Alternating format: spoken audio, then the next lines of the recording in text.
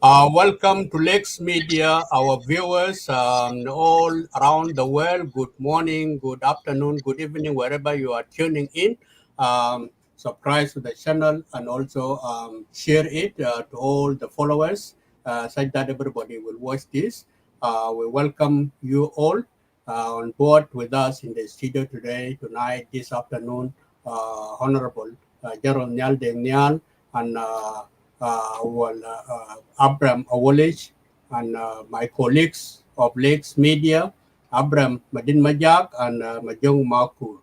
We will host this show.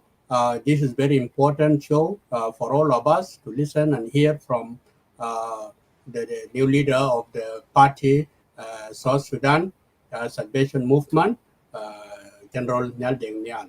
Yes, I know everybody is waiting for this time, and now we are on live. Abraham Madid, take it up here, and later on we have to go down. Thank you. Thank you, Chairman uh, Isaac. Let me welcome General Nhial. Isaac, can you mute yourself? Okay, yes. Yeah. Let me welcome General Nhial Deng Nhial for Lake Media. It is our honor to receive you today. For that, let me apologize to our audience for.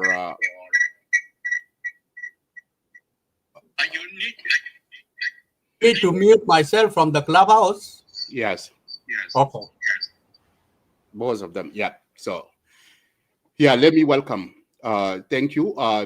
Let me give this chance to our General Secretary, Majong Makur Malak, to take over from here. Thank you, everyone, and enjoy the show. Thank you. Majong, you can take over from here. Thank you so much, Abraham Adit, President Isaac Tiampol, Lex Media. To our viewers, wherever you are tuning in, welcome to Lex Media Beyond Boundaries. Tonight, this afternoon, or this morning, depending whatever time zone you are in, we have a very important guest, and we will engage in a national political conversations at this hour.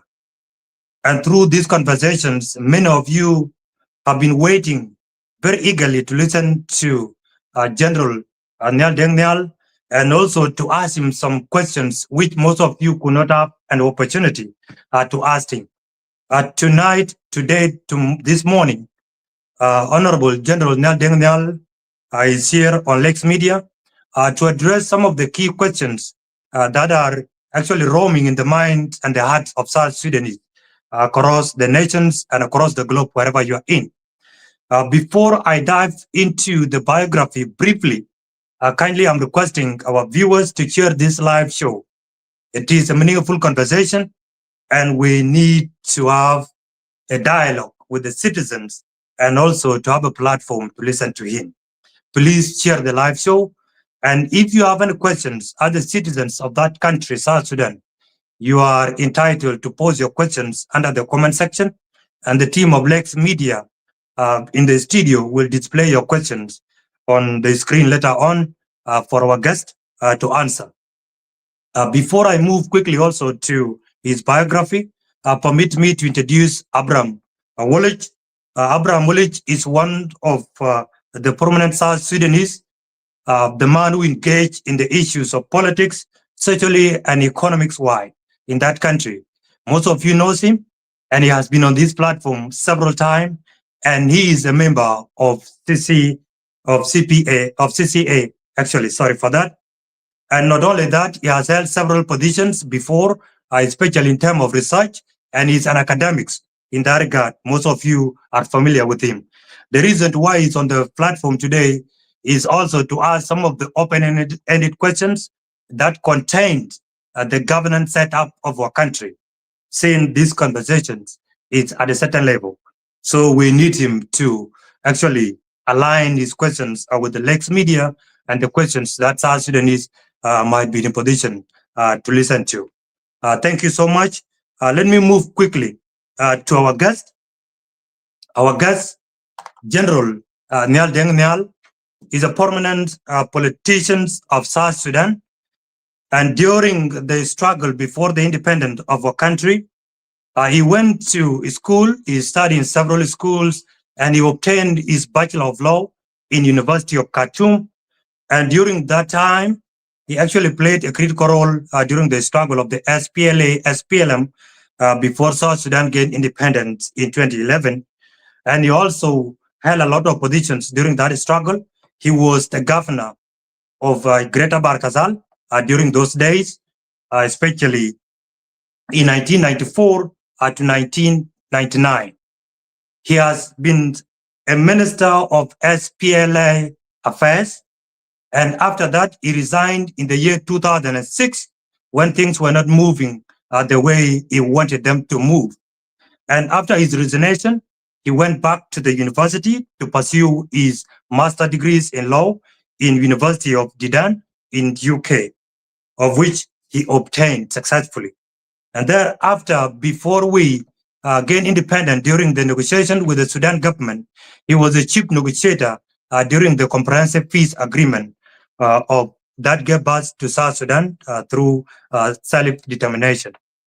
After South Sudan gained independence, Honorable General Nhial held several positions in the government.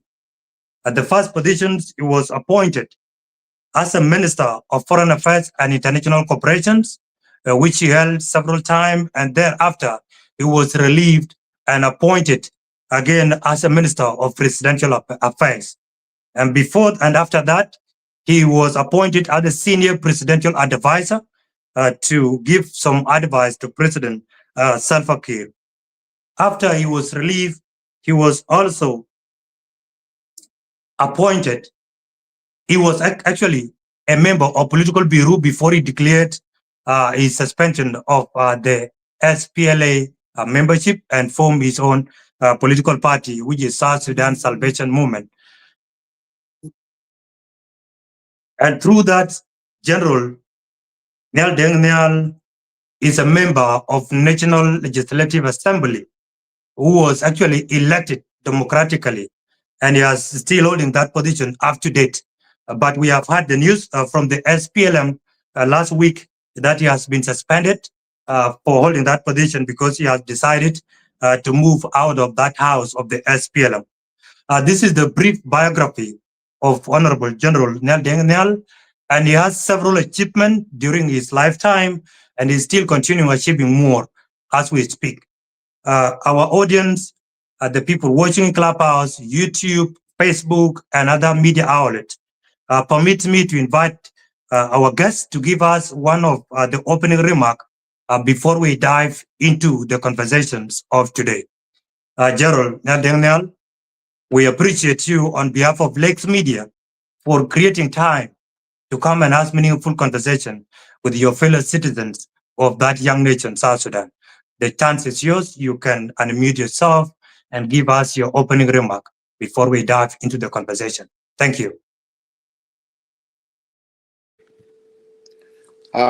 Thank you, Mr. Majuk, and thank you to the staff of Lex Media for having afforded me this opportunity to interact with the people of South Sudan, wherever they may be, inside the country and in other locations in the world. It is indeed a privilege and a great opportunity for me to be able maybe to elaborate a little bit more on the declaration I made and speak about the reasons that prompted me to make that declaration, basically freezing my membership temporarily of the SPLM to form an outfit which I basically designed to be a vehicle, an instrument for initiating and carrying out reforms, very badly needed reforms in the SPLM. There is nothing wrong with the SPLM. It's a wonderful vehicle through which we wage the revolutionary armed struggle, and an excellent vehicle for building the state and building the nation.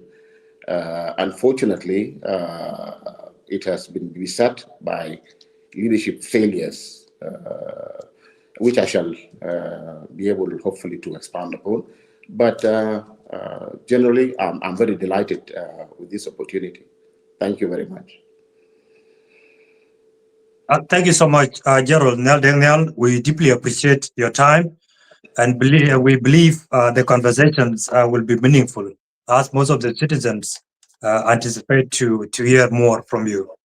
Dear viewers, before I move to the questions, permit me to give 1 minute to my co-host, Abraham Wallich, to give us his brief opening remark, and thereafter we'll move to the questions. Abraham, the chance is yours. Thank you very much, Brother Majuk, and the leadership of Lake State Media for affording Honorable Nhial and the people of South Sudan the opportunity to listen today. I have nothing much to say, but to say that Honorable Nhial, you are welcome.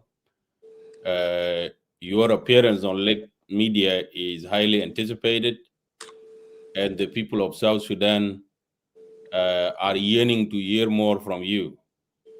You are a core member of the SPLM and one of the leaders of the people of South Sudan. And should you reach a point where you decide to leave the country and declare a new organization, they want to know more. And so my hope is that we will have this conversation on behalf of the people of South Sudan, and that you will be able to expound on your declaration, which is very elaborate, and that they will gain more insights into the issues, the critical issues affecting the country. So you are welcome, and we look forward to this conversation. Thank you so much, Abraham Wallich.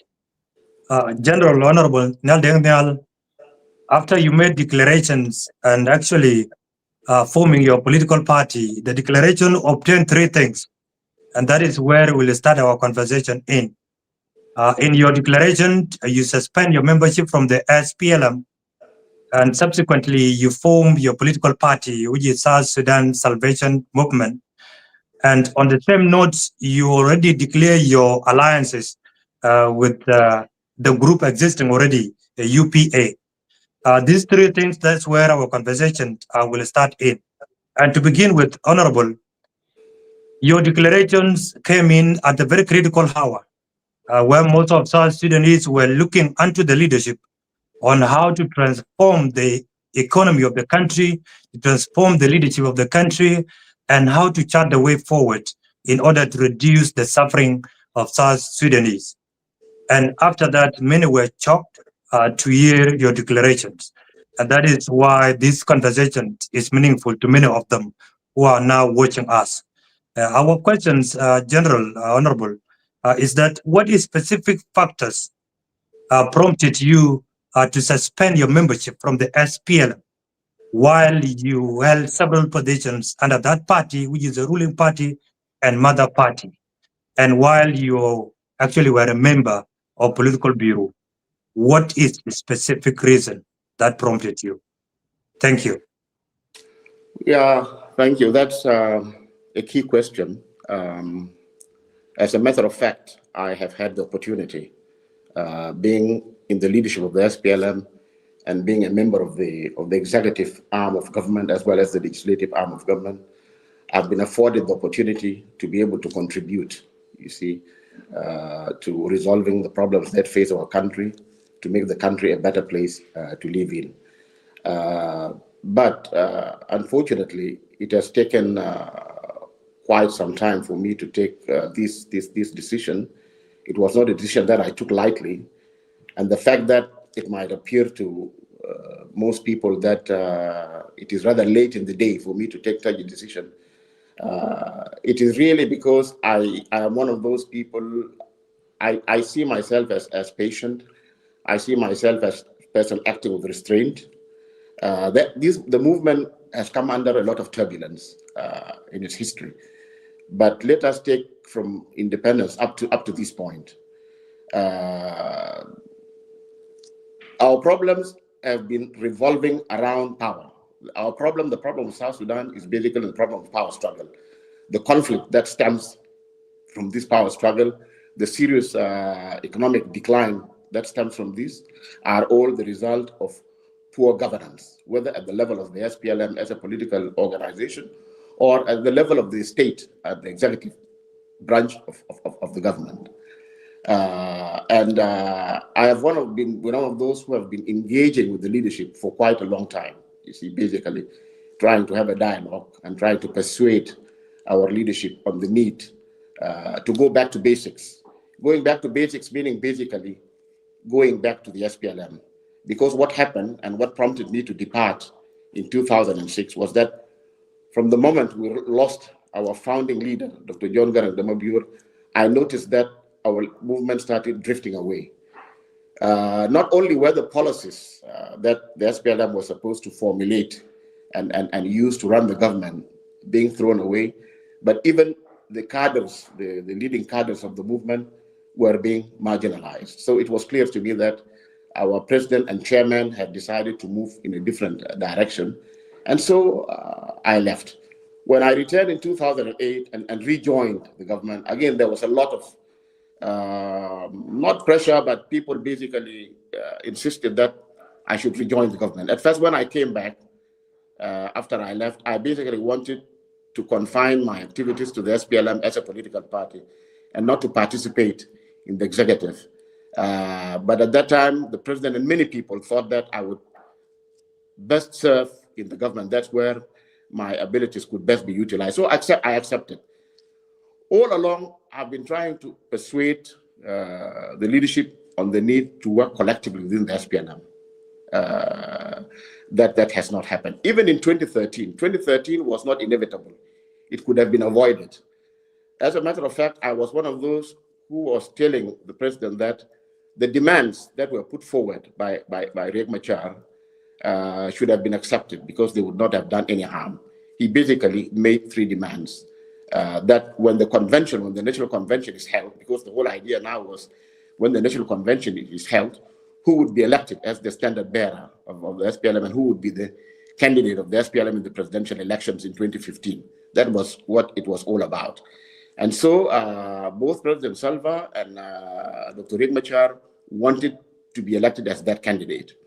Dr. Machar, to enhance what he thought would enhance his chances of being selected as the chair of the SPLM in the National Convention, was basically to put 3 conditions forward. He insisted that the chairman of the SPLM should not select 5% of the membership of the National Convention, that the chairman of the SPLM should be elected by the National Convention along with his deputies. And third, and more importantly, that when it comes to elections in the National Convention, they should be done by secret ballot. I tried to persuade President Salva that he should accept those demands, because looking at them critically, in fact, some people even try to dissuade him from going along with the idea of having people vote, convention delegates vote by secret ballot. They were telling him that, if you accepted that, our people are illiterate, and so most of them might end up voting for Riek Machar by mistake, which was quite a ridiculous argument. But he seems to have bought it, you see.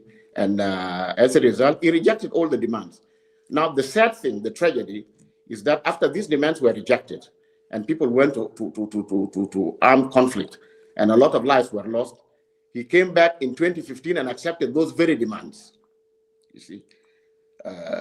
So all along, the reason why I've stayed all this long is because I had always hoped that I would be able, maybe with some other colleagues, to persuade him first to come back to the SPLM fold, because when he took over, he was persuaded that those SPLM colleagues of yours that have come with you from Bilfam are up to no good. They want to replace you. They want to remove you. And he took that to heart, and he started basically undermining his colleagues in the leadership. And that, of course, has ended, as we all know, with the humiliating dismissal of historical leaders of the SPLM, those of Wani, those of General Awed, those of General Kwal Manyang. So he bought into that and started distancing himself. But for me, I do not lose hope, you see. Even in 2013, when most of my colleagues, like-minded colleagues, left, I stayed behind, still hoping that through dialogue, through persuasion, we might be able to convince Salva Kiir to come back to the fold. Unfortunately, this did not happen. And this is one of the reasons that prompted me, because I now came to the realization, especially after the dismissal of Comrade Wani, Await, and Kwal Manyang, I came to the conclusion that there was no way the chairman was going to change his way. So I had to leave. Another reason that might have delayed me from taking this decision is the fact that in our movement, the SPLM, we have a kind of almost a military style discipline, and normally you don't stick your neck out before your seniors do that. So naturally, one would have been expecting that my colleagues, especially Wani, Paul, and Await, would be the ones to take the lead, would be the ones to initiate, basically talking to the chairman and trying to persuade him to come back. It was not yet my turn. But after they were, they were dismissed, it became clear that somebody else within the leadership now has to take charge, you see, and speak out and move. So basically, the reasons are that we have reached a stage where there is total failure. There is total failure of governance. The transition has come to a halt. The conflict in South Sudan is about political power. And the problem is the way in which it is being managed, you see, because the way political power is managed is that the populace, the people have to be given the right, to select their leaders in free and fair democratic elections. If people are elected by the people, then they have the mandate, then they have the legitimacy. But, if you deny people the opportunity to elect their leaders, it means that you are actually denying those opportunities to access peace, to access power through peaceful and democratic methods. If they cannot access power through peaceful democratic means, what will they do? They will resort to arms. And that's the reason for violence. This is why South Sudan is violent.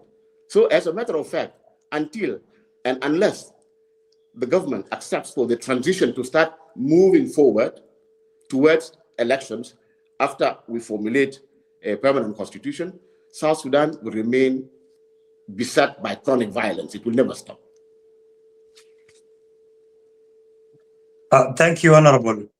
You have highlighted some of the points that prompted you to decide and make your critical decisions in regard to the leadership of the SPLM. To what extent, Honorable, did political ideologies, leadership style, or internal party dynamics influence the decisions? To what extent? Well, if you look at the SPLM itself, it has become more or less just an ornament. There's no SPLM. A political party is formed in order to strive for political power through the political process. And there are activities that the political party has to do in order to be able to access that power or to retain that power. The SPLM, as a political outfit, does not formulate any policy. The government that is supposed to be the government of the SPLM does not work with the policy of the SPLM, because the SPLM itself does not formulate any policies. You have got structures, you have got a secretariat, you have got office bearers, but they never sit to discuss policy. The only activity that the SPLM conducts is they don't even organize, of course, rallies. They don't talk to the grassroots. The only activity that the SPLM carries out and on which money is spent is to gather SPLM cadres. We dress up in the red outfit with the yellow star. We go to the meeting venue, and all we do is basically make chant slogans endorsing President Salva Kiir and chairman of the SPLM as the candidate in the next elections. Yes, I mean it's a key activity of a political party to campaign for its candidates. And to that extent, you can of course organize rallies and meetings, but it cannot be the sole activity of a political party. A political party basically has to organize a program that it submits to the populace to be studied, basically, and if it is a program that the population has accepted, then they will vote you in power. You know, I used to tell my colleagues in the SPLM that basically what we have with the people of South Sudan now is a honeymoon. A honeymoon as a result of the fact that it is we, the liberators, who have delivered independence. But once we deliver independence, we should not sit on our laurels. We should not think that, okay, we deserve to run the affairs of the country as a reward for what we did in the bush, for the achievements that we did. No, we have to have a record of achievement, a record of performance, because once we have become a state, people are looking at the provision of services, you see. And I say that the struggle of the SPLM is divided into two phases. It's only phase one that has been achieved. It's the liberation phase that has delivered independence that has been achieved. But the other phase, which is the phase of nation state building and nation formation, has barely been touched. And nothing is being done by the SPLM at all to address these issues. And if the SPLM cannot address these issues, cannot deliver services, cannot seek to unite the country, bring about cohesion, try to bring the different ethnic groups that form South Sudan into one create a national identity, then the SPLM has basically failed to discharge its mission. You see, this is the problem. Thank you, Gerald. You have mentioned the SPLM has really failed the country, and since you have held several positions in the SPLM party, did you attempt to do some reform internally before you arrive to your decisions in order to put the SPLM at the right track? You mentioned before that you spoke to the president, but nothing worked out. Did you spoke within the SPLM party, considering the positions you were holding as the member of political bureau and your influence in that party and the trust the party has on you? Thank you. Brother Majuk, before the Honorable responded, I have a probing question also along with that. And that is for Honorable Nhial to tell us exactly how decisions are made in the SPLM and how decisions are supposed to be made in the SPLM. And since when did the party start to drift apart? Is it starting all the way from 2006? Or is it after the split of 2013? So I'm interested, and I think the people of South Sudan are also interested to get a sense of how the SPLM actually makes decisions, in addition to what Brother Majuk has just asked you. Thank you. Yeah, as I mentioned earlier, the SPLM basically is not active. Basically, it's like you have set up an organization, then you have made it dormant. You see, it's not active.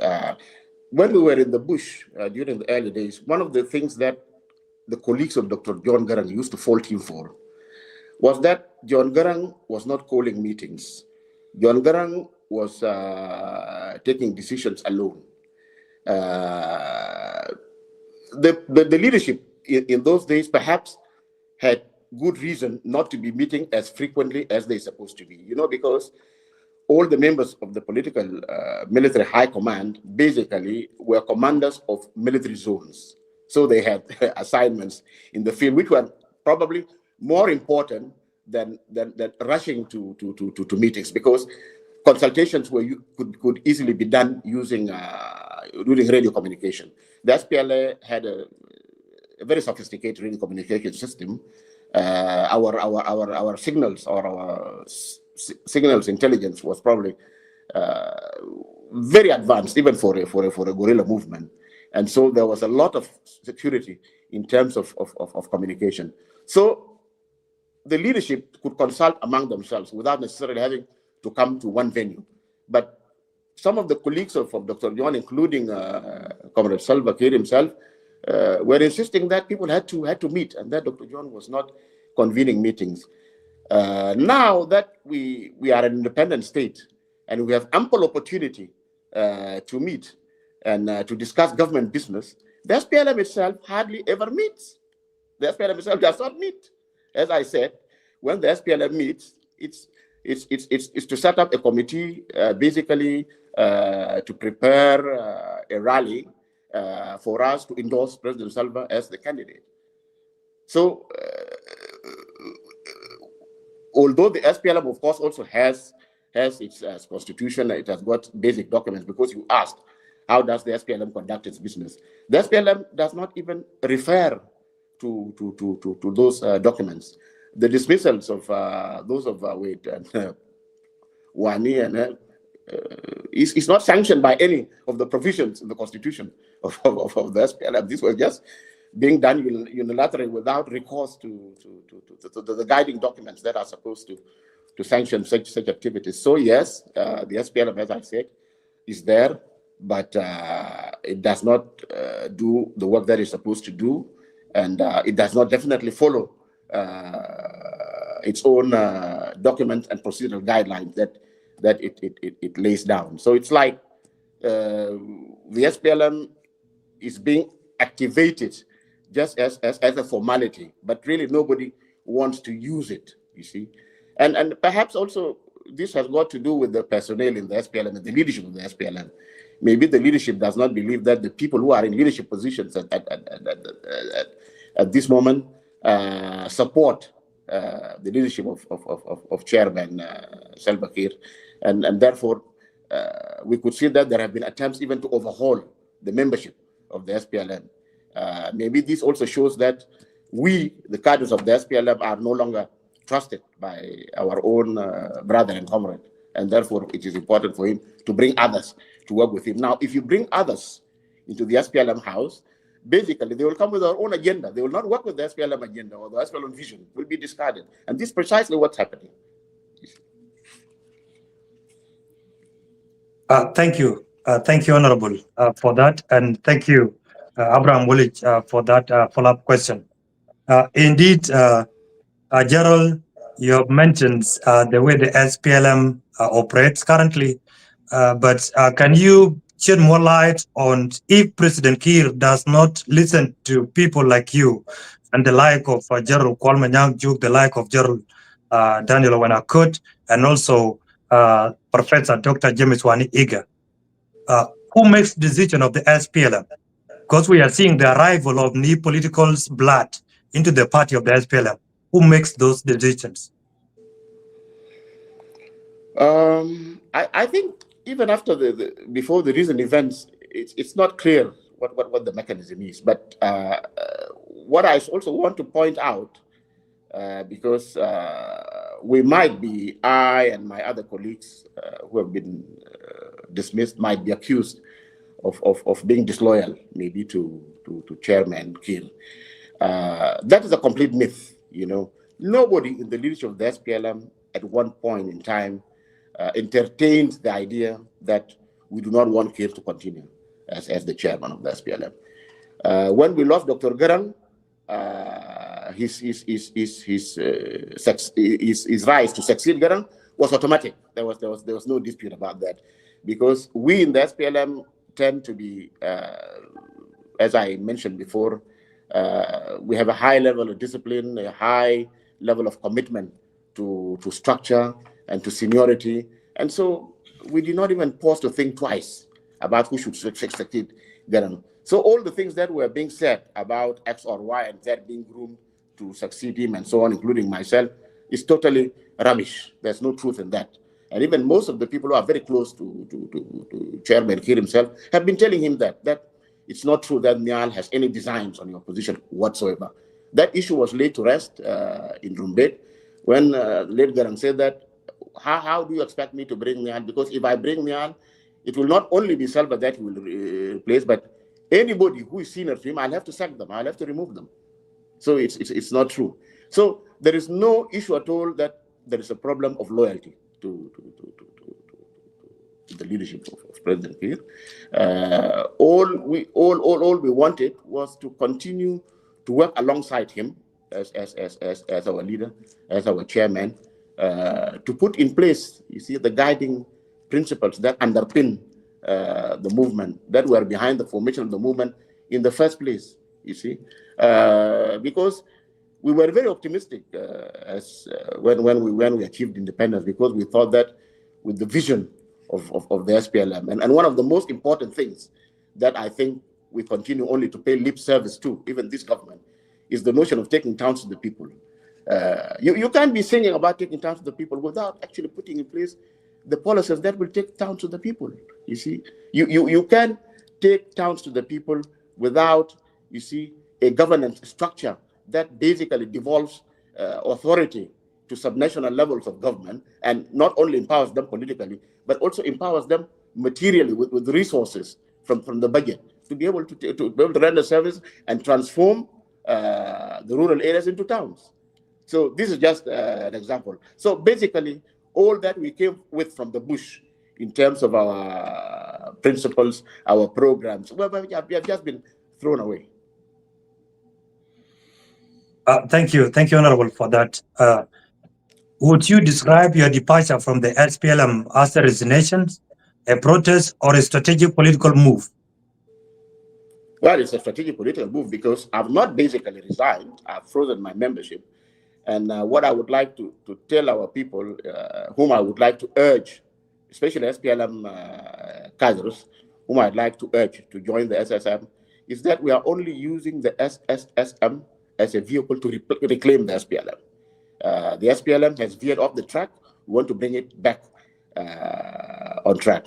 And for you in the diaspora, you can directly join the SSM, and through the SSM, of course, you will become a member of the UPA.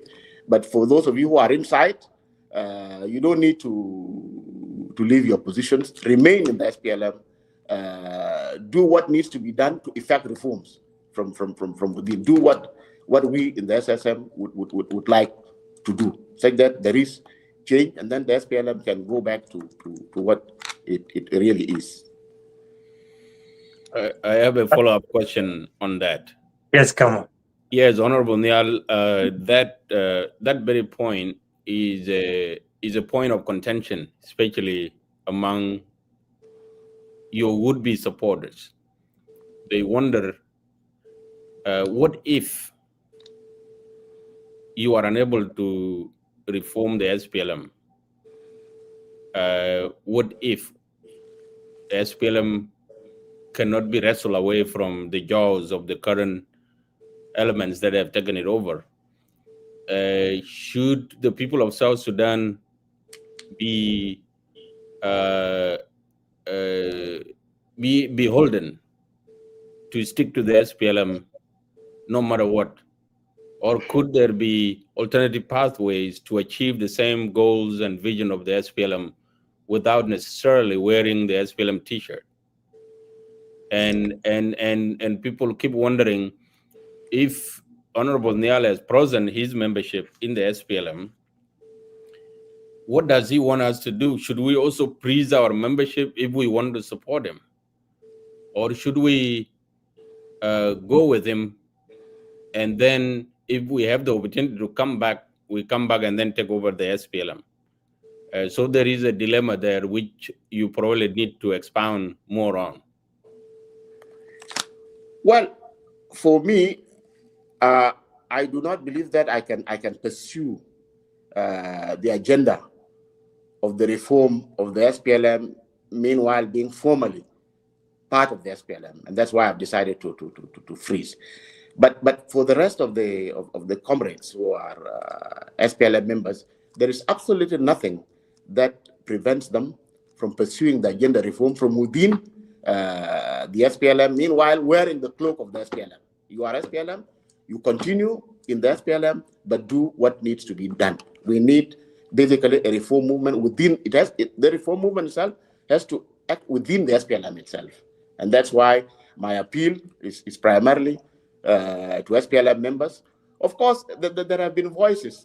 Some people have told me that they appreciate the declaration and the formation of the SSM, but they would like actually to be SSM members and would not like to be associated with the SPLM.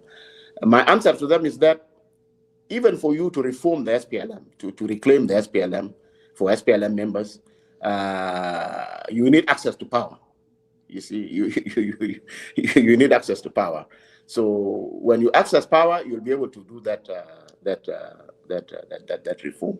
But there is nothing basically to prevent you to do the work of the SPLM. Meanwhile, you are inside. If for some reason later on, if the SSM succeeds in its mission, and the SPLM is salvaged, is reclaimed, and we now formally retake our position in the SPLM. For those who do not wish to be SPLM, they can stay behind. They can even use the SSM if they want as their own political vehicle. I'd just like maybe to paraphrase what late Dr. John used to say about those who were not too keen on the notion of a new Sudan and a united Sudan on a new basis. Dr. John used to tell them that they were basically separatists. They wanted a separate, independent South Sudan. And Dr. John would say that there's no problem. Basically, there is an obstacle to both an independent South Sudan and a new Sudan. Whether you are for independent South Sudan or for a new Sudan, there's an obstacle that you must work with others to remove. And so let's go together. If we reach Kosti, you, the adherents of the independent South Sudan, you can come back and allow those who want to pursue the new Sudan to continue. So it's the same.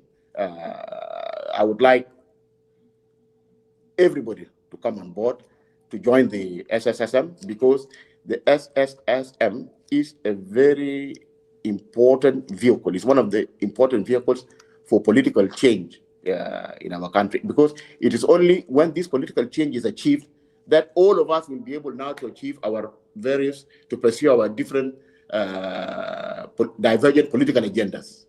That's very important. That's why I believe that it's very important for the opposition, all those who would like to see change, to come together. Thank you so much, Honorable Nhial. There is also a follow-up questions in regard to that, because you have mentioned several times that SSM is a vehicle to transform the SPLM party. And when I hope you listened to the press release by the SPLM Secretariat, and which was actually read out by Honorable Paul Mokwang, the Secretary for Political Affairs and Organizations. He mentioned one thing, that how do you transform the party that you have left and you form your own party? Kindly, can you answer that question? What are the modalities you want to lay down or maybe approach to use in order to penetrate in the SPLM whom you have already left and transform it? How possible is that? It's quite possible, because probably the vast majority of SPLM members currently in SPLM structures support and sympathize totally with the formation of the SSM. So they will actually be working inside SSM. So if they are working inside, then it means that it is possible to transform it.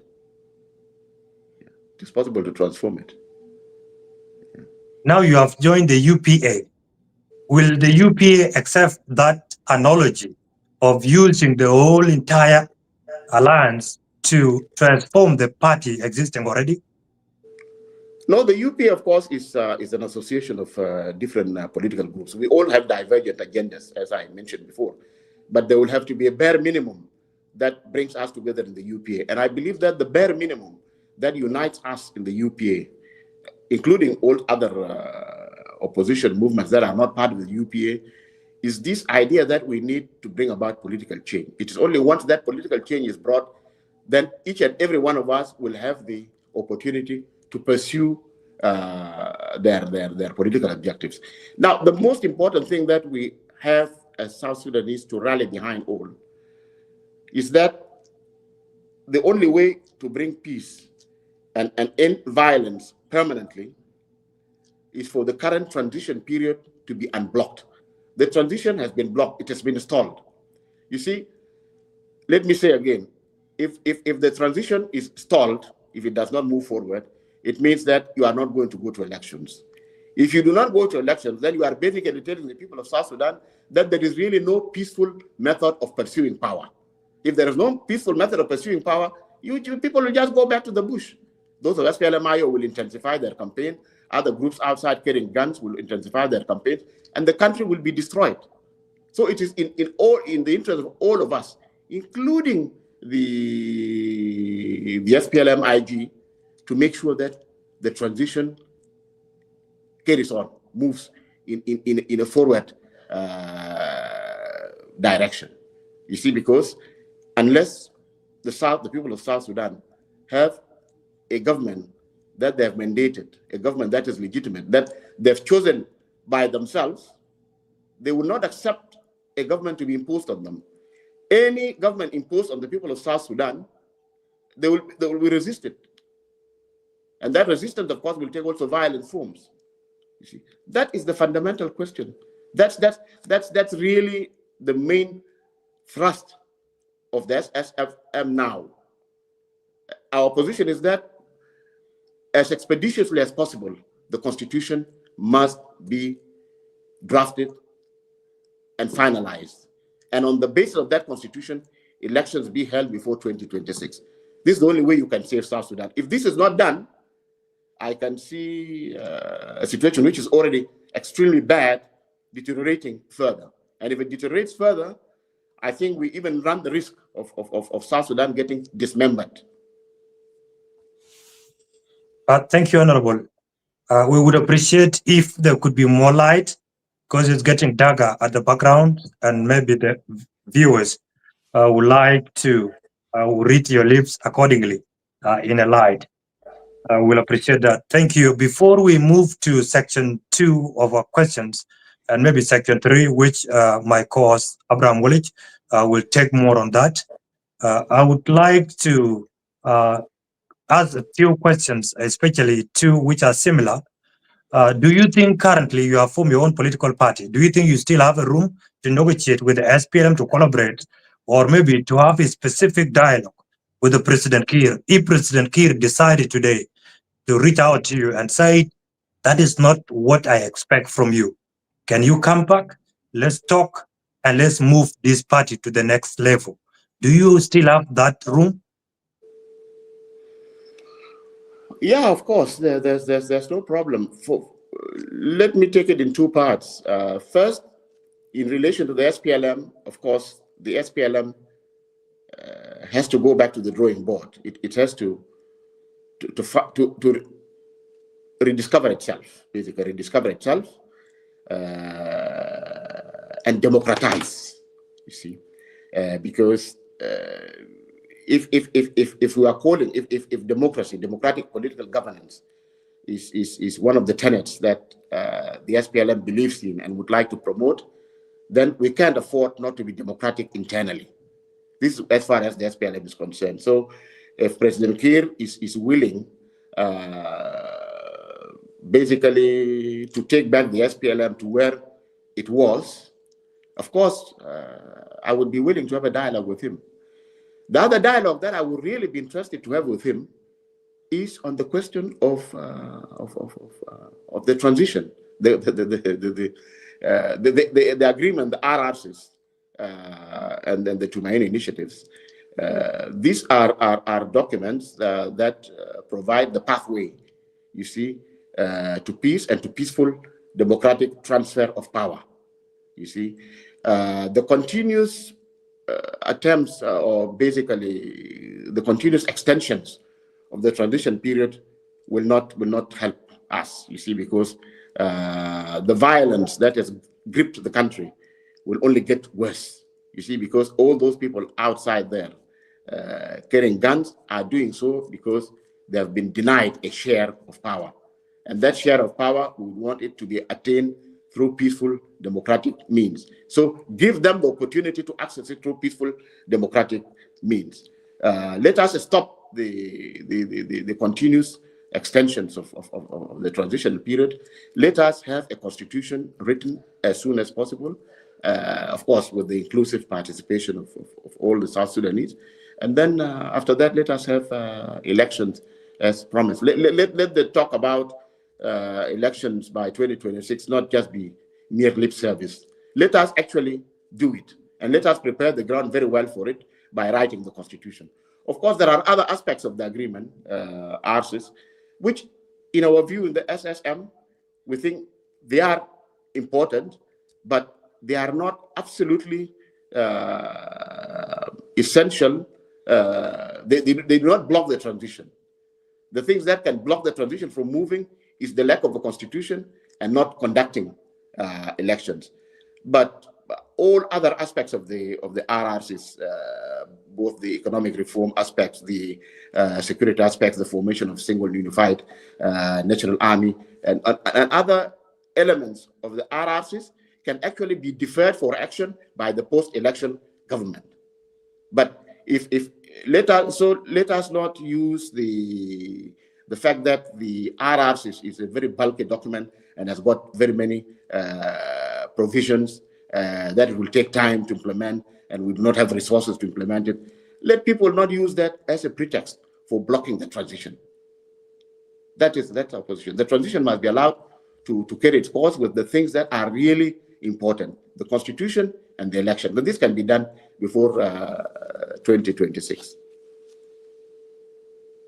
Thank you, Honorable. I think Abraham Awolich will have a follow-up questions because he spoke things to do with the democracy, and the SPLM should democratize the party and have opened space for the nation to move on. But before that, you have spoke eloquently in regard to pushing for the nation to go for elections. Assuming the leadership of the SPLM, the SPLM-IO, and all other parties, which are members of the revitalized peace agreement, accepted today that we are going for elections on December 2026. Will you support President Kiir for presidency, or you will move on as a separate party? That would depend on what happens in the SPLA between now and then, because what we want our decisions to be taken collectively by the leadership of the SPLM. We do not want unilateral decisions by Kiir or by anybody. If Kiir basically accepts the SPLM to be empowered and decisions to be taken by the leadership of the SPLM collectively, and for us to follow our constitution, our basic laws and regulations, then that will now determine whether we will select Kiir to be our candidate for the next elections or not. Even the manner in which the issue of nominating Chairman Kiir, you see, to be our candidate in the next presidential elections, the manner, the methodology is totally incorrect. You see, you don't. The SPLM is a political organization. When you want to campaign for its leadership or its leader to be the candidate in the elections, you don't go to the regions. You don't go to the regions. You go to the party organs. You call for the national convention to take that decision. It is not taken in Wau or in Juba or in Malakal. You see, these are the problems. The SPLM itself is not being run as a political outfit. It's like being run like a collection of tribal groupings or regional groupings. These are some of the things that we believe that needs to be corrected. And if President Kiir is willing to consider a dialogue so that we can correct these things, then of course, definitely, we would be very much interested to have that dialogue. Yeah, thank you. Abraham Wallich. Thank you, Brother Majuk. And Honorable Nhial, we wonder if you could have more light in your room there. It appears to be getting darker. Yeah. And could we just have a break? Okay. I can sort that out, yeah. Okay. Maybe let's Good. have a break for like 2 minutes. 2 minutes. The team in the studio take care of that.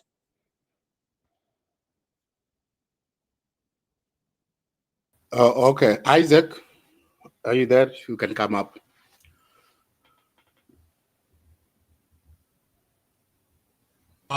Yes, I am.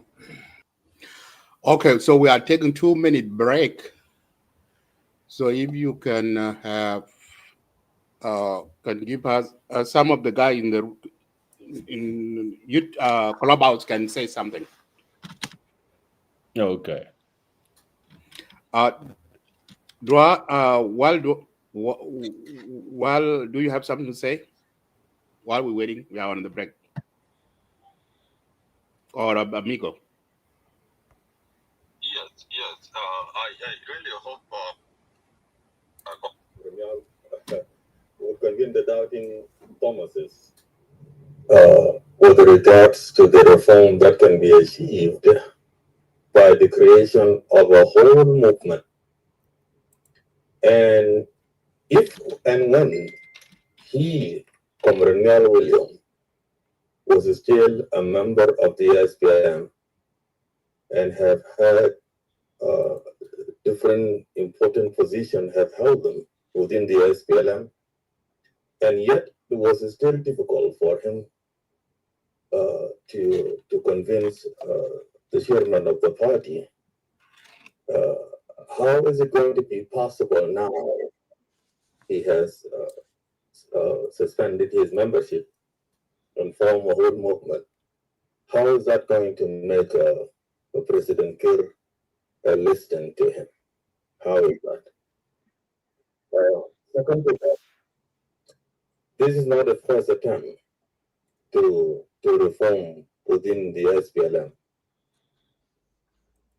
And SM is not the first movement to be established with an intent to reform the SPLM.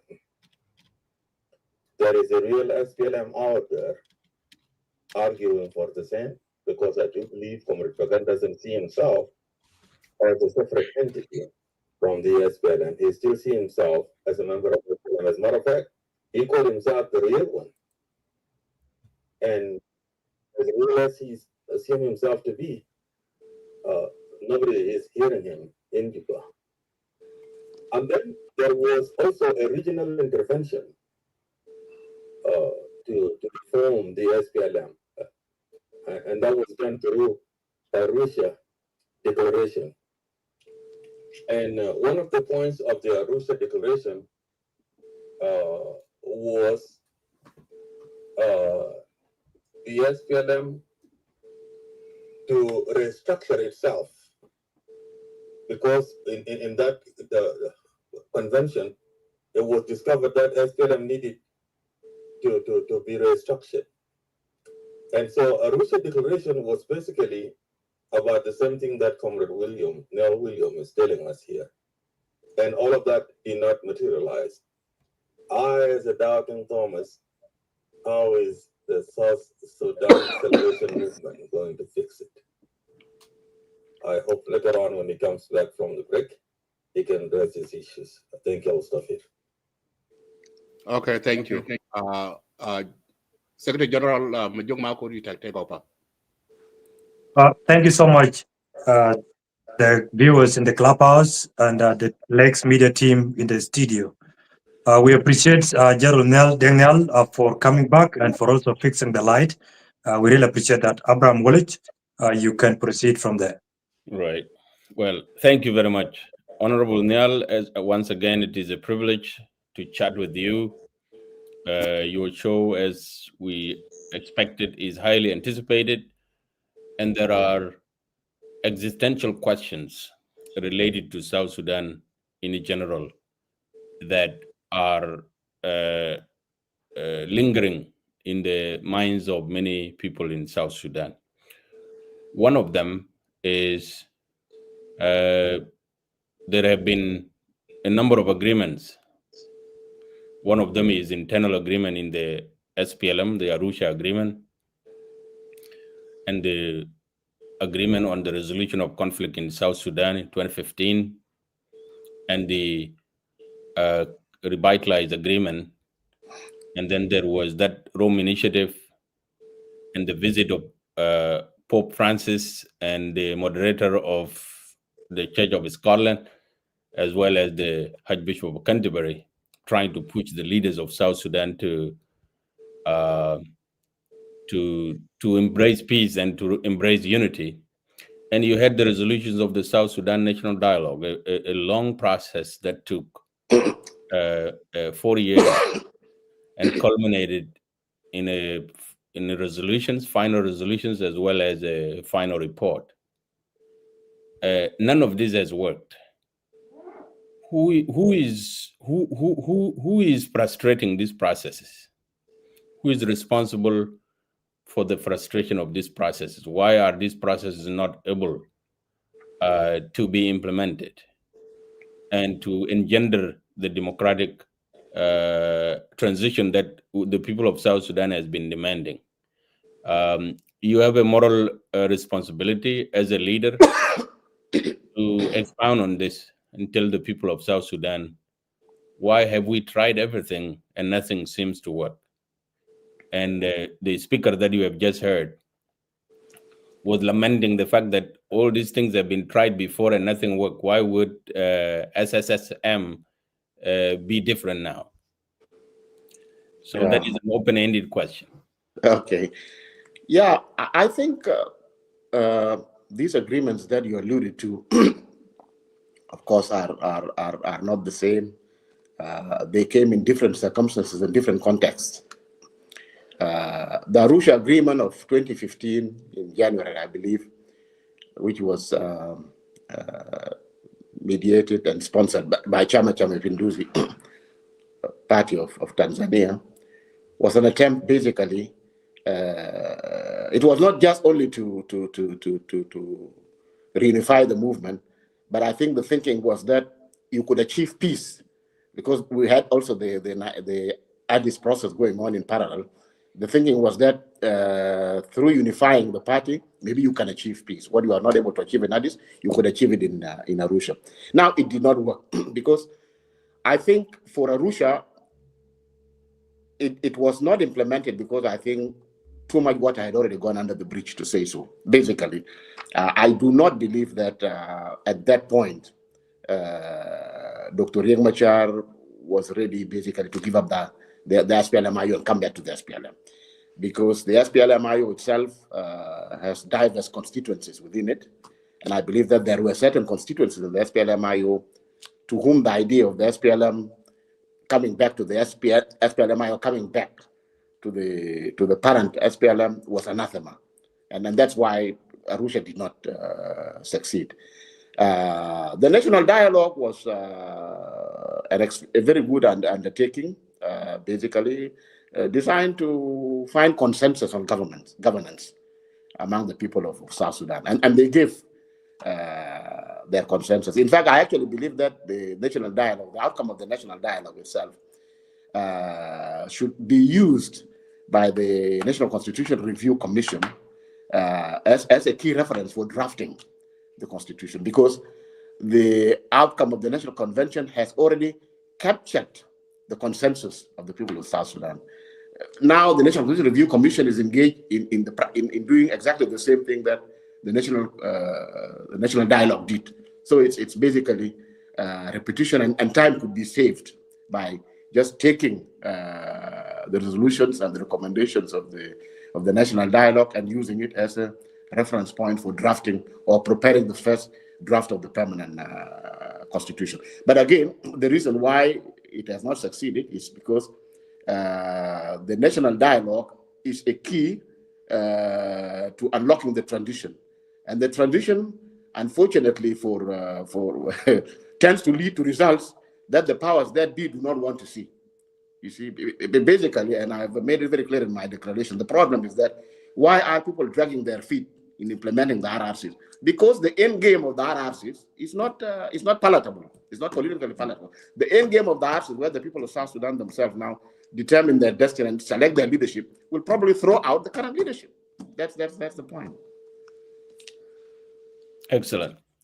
Well, the other broader question that many people of South Sudan have in mind is that the opposition so far has been fractured, and therefore they have not been able to mount significant pressure on the government to make it necessary that changes must be made. And now you have declared a new movement, and you have declared your intention to join forces with the UPA. You have a number of other opposition groups that are not part of the UPA, and that include the group that is led by General Shirilo. And you have now Nathaniel Oyet, the deputy of the SPLMIO, also no longer in Juba after his leader was arrested. To what extent are you and collectively as the leadership of UPA willing to reach out to all these groups so that you can unite your position?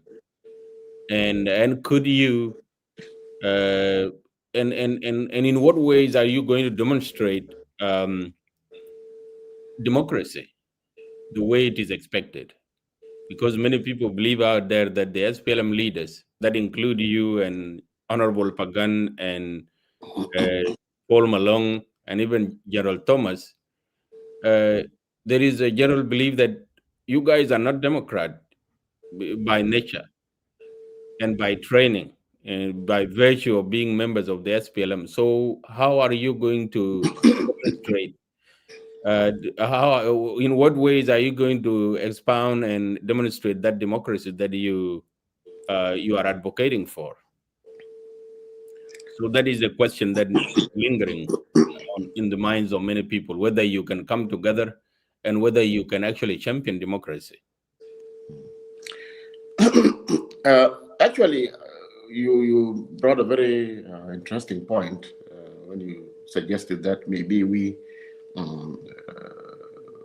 SPLM, we all came from the SPLM, are not Democrats. Yeah, maybe during the liberation struggle, perhaps democracy was not really the main preoccupation. People were busy with maximizing pressure on the regime in Khartoum through all means, including the armed struggle. But as I mentioned earlier, the reason why people took up arms, and most of the people who took up arms did not do so because they wanted to be soldiers, but it was a means for liberation, you see. And phase one, the phase of the armed struggle, is over. And unfortunately, the armed struggle gave many of our people the sense that the weapon is mightier than the word, and this explains why we have had a lot of problems along the way, even when we were still a liberation movement. For instance, and later Dr. John used to tell us that people used to come to the SPLA in batches, you see. The original SPLA or the founders of the SPLA, or those who flocked to the ranks of the SPLA upon its founding, were people in the greater Upper Nile region. So the majority of those people were Nuer and other Dinkas of Upper Nile. These were the people actually who fired the first bullets. The next batch was from Bahr Ghazal, and then the third was from Equatoria, and so on, until we went to Western Upper Nile and so on. Now, some of our leaders, they had this idea that if your group or your nationality are sizable within the SPLA ranks, then that can be a reason for you actually to lead the movement. Those problems actually did not start in 1991 with Riek Machar, as some people think. No, it was not Riek Machar who was the first person to do that. Others before him tried, but unfortunately, those problems were nipped in the bud. We managed to overcome them. And then 1991 happened, and Dr. Johan used to tell us that when he used to come to the training, when we were still under training, he would come and talk to the trainees, and he would tell us that it was not a political education. He was telling us that you be alert, be on the lookout, you see, because sometimes now, after a while, some of the politicians will come to you and tell you that now you guys, you are now the majority, Most of you are the ones carrying guns in the movement. Why don't you take over the leadership? And he predicted. So actually, 1991 was predicted by Dr. John, but it actually started before 1991. Interestingly, with people of Barghazal, that was around 1987, 88. You see, so it gave. I think it became part of our DNA. You see, arms become part of our DNA, and unfortunately, we have now decided also to manage politics with the gun. You see, now the armed struggle necessitated carrying weapons. After the armed struggle, after South Sudan now has become a sovereign, independent state, power now goes to the people. It belongs to them. Yeah, we have to put down the guns, and if we want to continue running the country, we go to the people to give us the mandate to do so. And the SPLM can do that because the SPLM was not just founded to liberate the country, but was founded with a mission, which actually involves state building and national formation.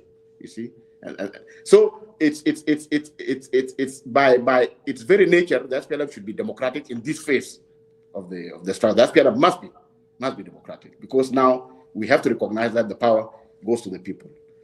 We used to say that the army will go to the state because the army, we SPLM, those who carried the guns in the SPLM and became generals, did that as an instrument for liberation.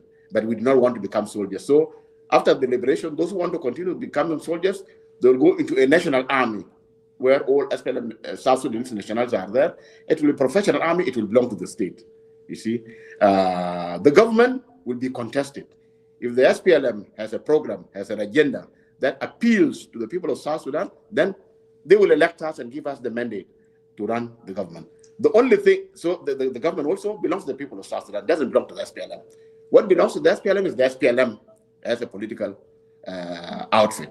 But because of its mission, it's supposed to be democratic by its very nature. It's supposed to be democratic.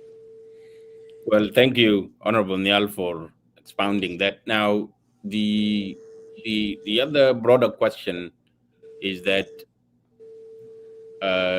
at the moment in the country there is, the situation is tense. You have high-level court Maybe case. there was another second part of your question that I did not address. I think. Okay, go ahead. The unity of the UAP and other people who are outside UPA. Yeah. The unity of the opposition, basically, I believe that its objective again is to introduce political change, which is long overdue. I mean, the opposition groups, their mission, their responsibility is to bring political pressure to bear on the regime to accept political change. You see, and for us in the UPA, or for us specifically in the SSSM. Our primary tool is dialogue and negotiations with the regime. I still have not completely abandoned the hope that President Salva Kiir will at the end of the day will be convinced, you see, of the necessity to unblock the transition and allow the people of South Sudan to have a say in how their country is governed. Allow the people of South Sudan to express themselves in their constitution on the governance arrangements that they would like to have in the Republic of South Sudan. This is our position as SSM, the position of the UPA. Of course, there are other opposition groups that maybe are purely using the armed method. It is their choice. But of course, even the UPA, of course, if it becomes impossible, difficult or impossible to convince the regime of the need for peaceful democratic transfer of power, then of course all means will still be used to achieve that objective. But the unity is paramount, you see, because the basis of that unity is the need for political change. Political change as the first step is essential for all opposition groups. You see, we don't need to split hairs now about what government to form. No, that's not our objective now. Our objective, all as opposition, is to create the opportunity for the people of South Sudan to express themselves by writing their constitution and to be able to select their leaders through free and fair election. This is the goal that is common to us, and therefore that common goal necessitates that we unite in order to achieve the first phase. That is excellent. Well, the follow-up question to that is that there are people, members of UPA and others, and people in the general public who believe that in the event that the government doesn't accept a roundtable conference or political dialogue and all of that, could the opposition groups convene a national conference and come together around, build consensus around the political transition, and even go as far as using the South Sudan National Dialogue resolution to draft the constitution outside the country? Do you think that would be a relevant or a necessary step? I think that would be a plausible course of action, because basically what we are trying to do is to use all means possible, all pressure points, you see, to bring about that change. If the government does not wish to engage with the political forces, you see, in a political consensus on governance, then as a means of exerting pressure on the government, the opposition should be able to go ahead and forge this kind of consensus, because if that is happening, then probably the government will find itself isolated. I don't think that the government can afford to refrain, you see, from such an exercise, because if it doesn't wish to participate in a national dialogue conference or roundtable or whatever, which is aimed at reaching consensus on governance, it simply means that the government wishes to rule indefinitely, and that is the problem, because that's where the violence comes in. It will be untenable, you see, to continue ruling indefinitely without political transfer of power in a democratic fashion. Now, one of the last questions that I may have is that do you have any comment on the high-level court case concerning Dr. Riek Machar and his members, and what are the implications for national unity and the unblocking of the transition that you are talking about? Well, if at all Dr. Riek Machar and the other co-accused colleagues of theirs have a case to answer, then it is critically important that that is established through a fair and transparent judicial process. You see, basically, their fate should depend on the legal merits of the case. Not, I mean, if there is a reason to prosecute them criminally, let them be prosecuted criminally. Let us not have them politically persecuted. Let us have criminal prosecution, not political persecution. And that means that the case should be left entirely to the courts. There should be no political interference or manipulation for any reason whatsoever. Okay. Well, there are, I have few other things related to international and regional engagements. The African Union, IGAD, and to some extent the East African community, and even the UN, people appear to have given up on trying to get South Sudan to the path of democracy and peace. And the collapse of Tumaini initiative seemed to have created uncertainty within the region and the international community to create to exert another effort, which they believe is not going to be successful. What do you think is needed? What message do you have for the region and the international community to re-exert their effort? Well, we applaud the efforts of our regional organizations, IGAD, AU, and the international community. Those very keen to see peace restored to the country. But given the approach and the attitude of the government, it appears that they do not have much leverage in terms of changing the situation in South Sudan. But the situation in South Sudan without change cannot continue like this for long. I think the internal dynamics now are such that if the efforts to bring peace do not bear fruit, then I think the situation will be resolved by the internal dynamics. In which way, we do not know. But as they say, something will have to give. Sooner or later, something will have to give. Yeah, but I think the IGAD, AU have made a lot of appeals, to the government, basically telling the government to restrain itself, not to do things or take decisions that undermine the implementation of the agreements. But it seems that these actions are continuing, and to that extent, there's very little that they can do. But I think the internal dynamics of the situation in South Sudan will probably bring about changes. Right. Well, you have two constituencies. There are young people in South Sudan, youth and women, who are the victims of the recurring crisis in the country. What message do you have for them? You have another constituency, the people in diaspora, and in particular,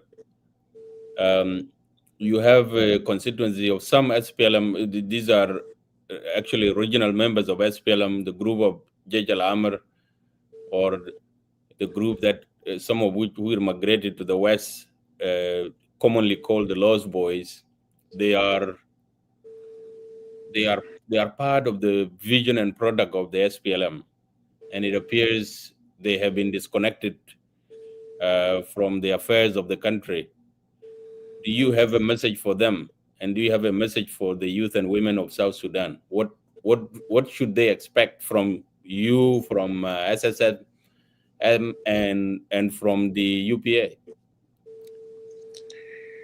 The women, of course, and the youth of South Sudan are central to this struggle. As you correctly pointed out, the women and young children continue to bear the brunt of the fighting and of the suffering in our country as the result of chronic political instability. So these are a constituency that has a vested interest, you see, in change and the restoration of peace. And to that extent, I would consider them critical to the movement for change. And I would expect to see them being given the opportunity and participating in a very big way in what organizations like the SSM and other opposition movements are doing. This for the women and the youth in general, including the people in the diaspora who are actually members of the SPLM. As I said earlier, the SSM is actually for them.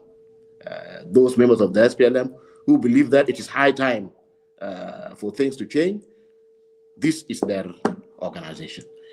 As for the Jesh Amr, of course, I mean, when they were sent abroad to get education, they were too young to be actively recruited into combat roles. So they had the basic training, but they were sent ahead abroad to get education, training, and to acquire the skills, simply because in anticipation of the fact that the struggle being waged by the SPLM, SPLA is a multi-phased struggle, and that there would come a phase where fighting would no longer be needed, where national building would require a new skill sets.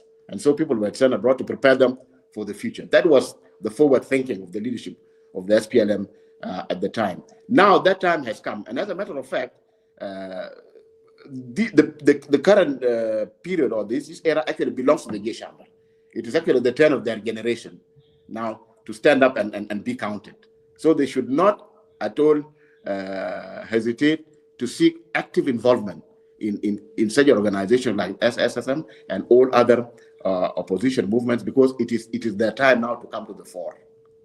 You see, the Yejamar now, these are the people in their most productive years, in the 30s and the 40s. These are the people. So for us, we are just like people who are just leading the way. There is a practice in some of these countries that follow the socialist path, whereby leadership actually changes by generation. When the time comes for the leadership to go, they all go, and then they only leave the chairman or one person basically to kind of lead the way for the next generation to take over. So this actually is the time of the Jeshamar. They are the people now with the dynamism and the skills, to lead this country and take care of the second and the final phase of the liberation, which is state building and nation formation. You see, the development of the Republic of South Sudan, such that we can actually reach our potential, is their responsibility. The building of the social fabric of the Republic of South Sudan, bringing us all together as diverse nationalities, is their responsibility. So the second phase of the struggle of the SPLM has now come, and they should now come and be at the forefront and lead it. Thank you very much, Brother Majuk. Now I turn it over to you. Thank you so much, Abraham Wallich, for that meaningful and intellectual conversations in regard to South Sudan governance system and our relations with the regional bodies and international community. I have two questions, Honorable, before we hand it back to the comment sections and the citizens in the clubhouse who are actually waiting patiently in order to throw in another two questions before we let you go. I want to ask about the vision and the missions of your party, of which it seemed like you have captured during the answering questions of Abraham Wallich. I will not dwell much on that. But there is one question the many South Sudanese have been asking, that what make you move out of the country and come and make your declaration instead of declaring your political move within the country? What can you say in regard to that? That's a very, very good question. To be very honest, I even had to leave the country before even contemplating making the declaration. Unfortunately for me, I've been perceived as being an obstacle to some people who have been handpicked ascending to power. And as I said earlier, I've never, if you go through the history of the SPLM, I've never been quoted one day as saying that I would like to have this position or that position. What is that there are perceptions, there are perceptions about all of us in the SPLM, and there are people who, for one reason or another, think that somebody like Nhial can be a leader. But the perception is different from my position. I've never sought or declared that I want to be a leader, and so because of these perceptions, I've been a target, and so it was basically in order to be able to stay safe and have the freedom and the liberty that I had to leave. Had I not left, I don't think I would have been here speaking to you. I might probably have ended up being given the same treatment that some of the people have now been given in Juba. So it's a very easy question to answer. It would not have been possible for me to do what I'm doing now. There's no way I can make such a declaration inside the country. So in other words, Honorable Nhial, you were threatened. Your security was threatened. Yes, I received an information that I would probably forfeit my liberty. I would forfeit my liberty, not my life, but my liberty, which more or less is amounts to the same thing. It's the same. Yeah, the same. You are going to be detained, like Yeah. a Kolokor and like And Riek Riek Machar Machar. and his colleagues. Yeah, definitely. That's where I would have ended up. Continue, Ben Majuk. Thank you so much, Honorable, for that. And most of the citizens actually understand the reasons that pushes you out of South Sudan to come and make your declarations outside the country. Before I move back, there is a simple question from the football team. I think they need to hear from you. People have been asking that you are so much attached to a certain football team in London, which I don't want to mention because I'm a supporter of Manchester United. Well, Yeah, thank what God I'm can not you say in that a fan regard? of any particular team, so I can adjudicate. Go Yeah. ahead. Yeah. Well, I do not know how people like myself, who are political leaders, how they are perceived.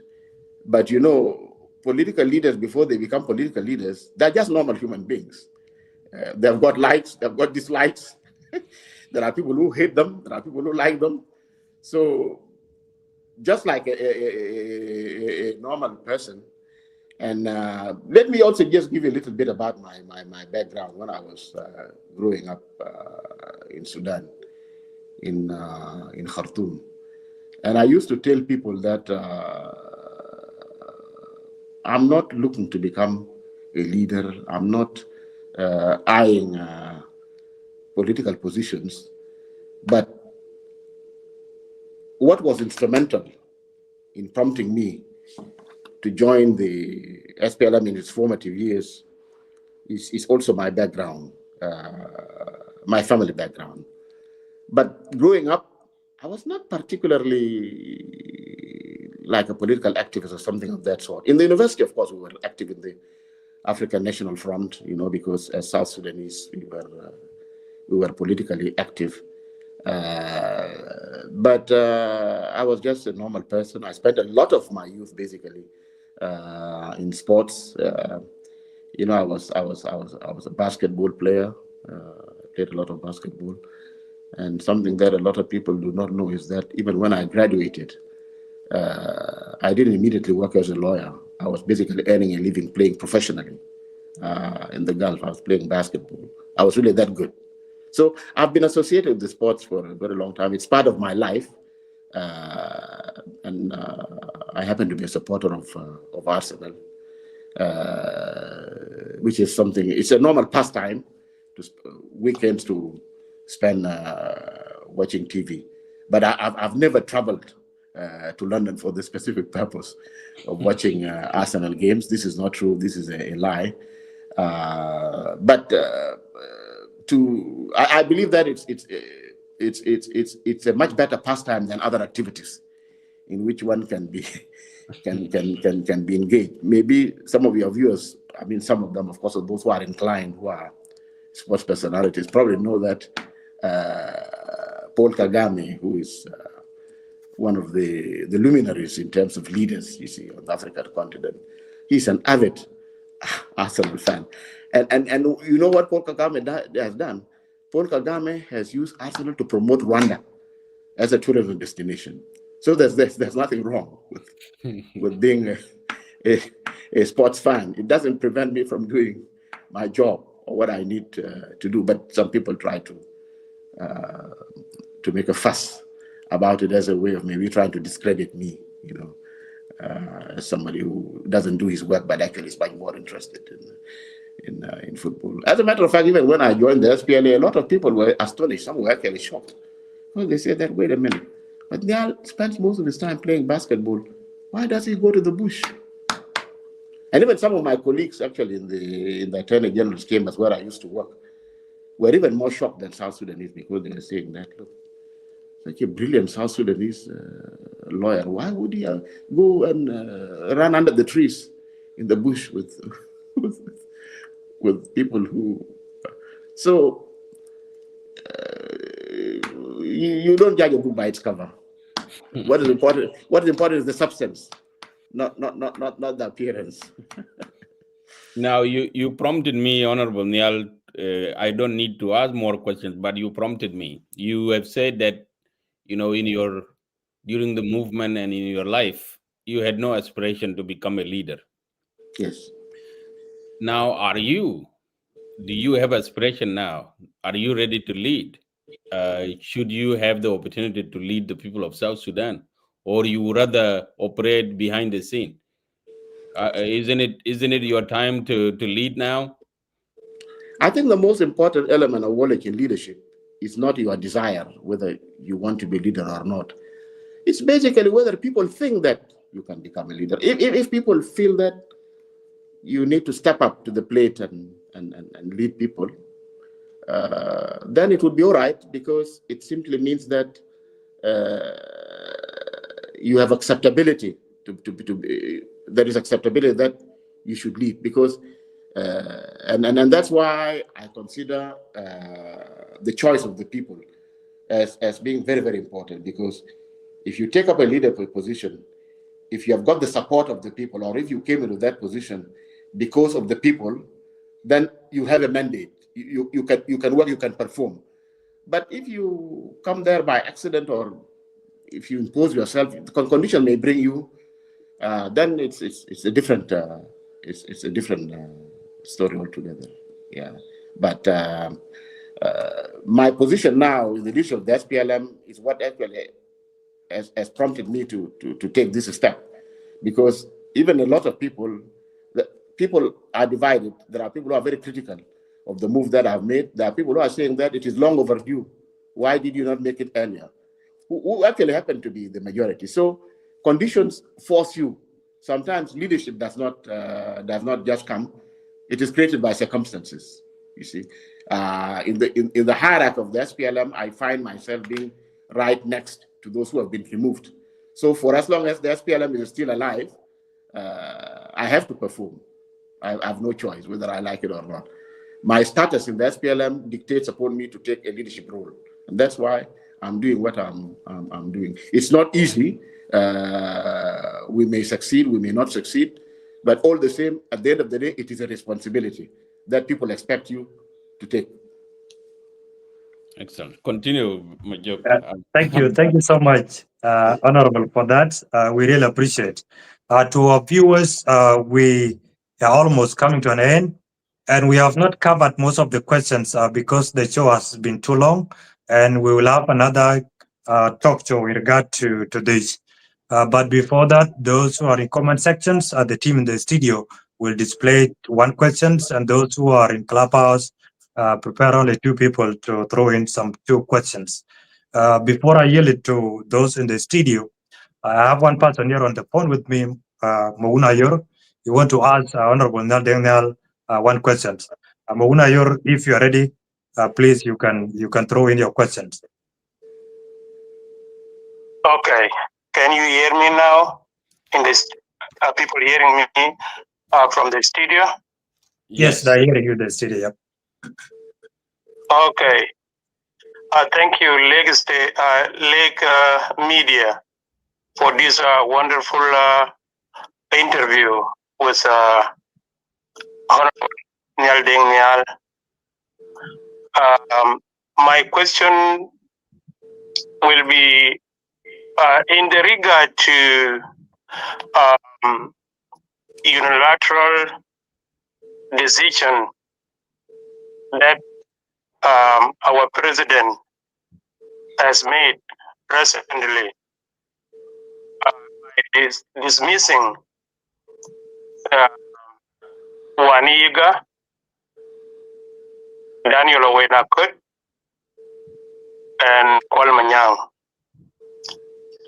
I believe in 1994, President Salpa, by then, he was a commander. There was, during that time, we were young people, we were hearing there was about to be a change in the leadership. At that time, we were hearing that Dr. John was in a position to change Salva. And that time, there was a lot of commotion in the movement within the leadership. Salpa was not happy. He was accusing Dr. John Garang by making some unilateral decision by himself, not through the hierarchy or through the meeting as Nhial has indicated earlier. Now, the same, to me, I feel like President Salpa fall into the same narrative in which he accused Dr. John during that time by making unilateral decision. My question to Honorable Deng Nhial, if there is any correlation to what Salpa was not happy during the movement that time with what President Salpa in the regard to the decision that Salpa has been undertaking during this time. I don't know whether my question is clear. It's okay. Yep, your question is clear. It's whether there is correlations between the current decision President Kiir is making and the past events between him and the late Dr. John Garang. Yes. Yep, thank you. Yes, possibly. You see, first of all, I think the two situations, of course, are quite different. I mean, the complaints by President Salva at the time that Dr. John was undermining him and maybe grooming people like Nhial to replace him is totally unfounded. There's absolutely no evidence for it. Even if you were to ask Salva himself, give me the evidence, I don't think he'll be able to give you any proof that that it is true. In the case of the dismissals of those of Wani, Await and Kwal, there is a specific provision in the SPLM constitution that says that this must involve the NLC. I don't think the NLC was called actually to debate the possibility of removing the three comrades. It was just a unilateral decision that Salva took by himself. Even the people that were promoted into the political bureau and elevated to the NLC, those decisions were not in keeping with the constitution and the rules and the regulations. You see, as I said, now there are specific provisions of the constitution that guide the actions of President Salva. And perhaps he feels that he has an axe to grind with those who are perceived as being close to Dr. John. Dr. John, he selected on his own the people that worked closely with him, or people who were in his headquarters. He chose different comrades for whatever reasons that he knew best. Maybe he thought that those comrades could perform in the SPLM. All the assignments that were given to me, whether the assignments that were political, diplomatic, or military in nature, I performed them, and I believe that I did them satisfactorily. Perhaps this is one of the reasons why late Dr. John kept me close to him. But when he died and Salva took over, I remember that I was actually in Khartoum at the time. So I was the one who was in charge, together with the NIF government, to make preparations for Salva's coming in to be sworn in as the first vice president. And I gave him my full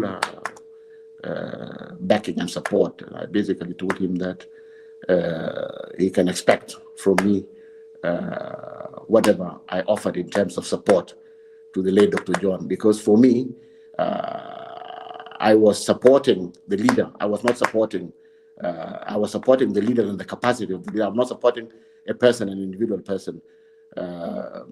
Before I joined the movement, I knew neither Dr. Garang or Salva Kiir. I only came and saw them in the movement.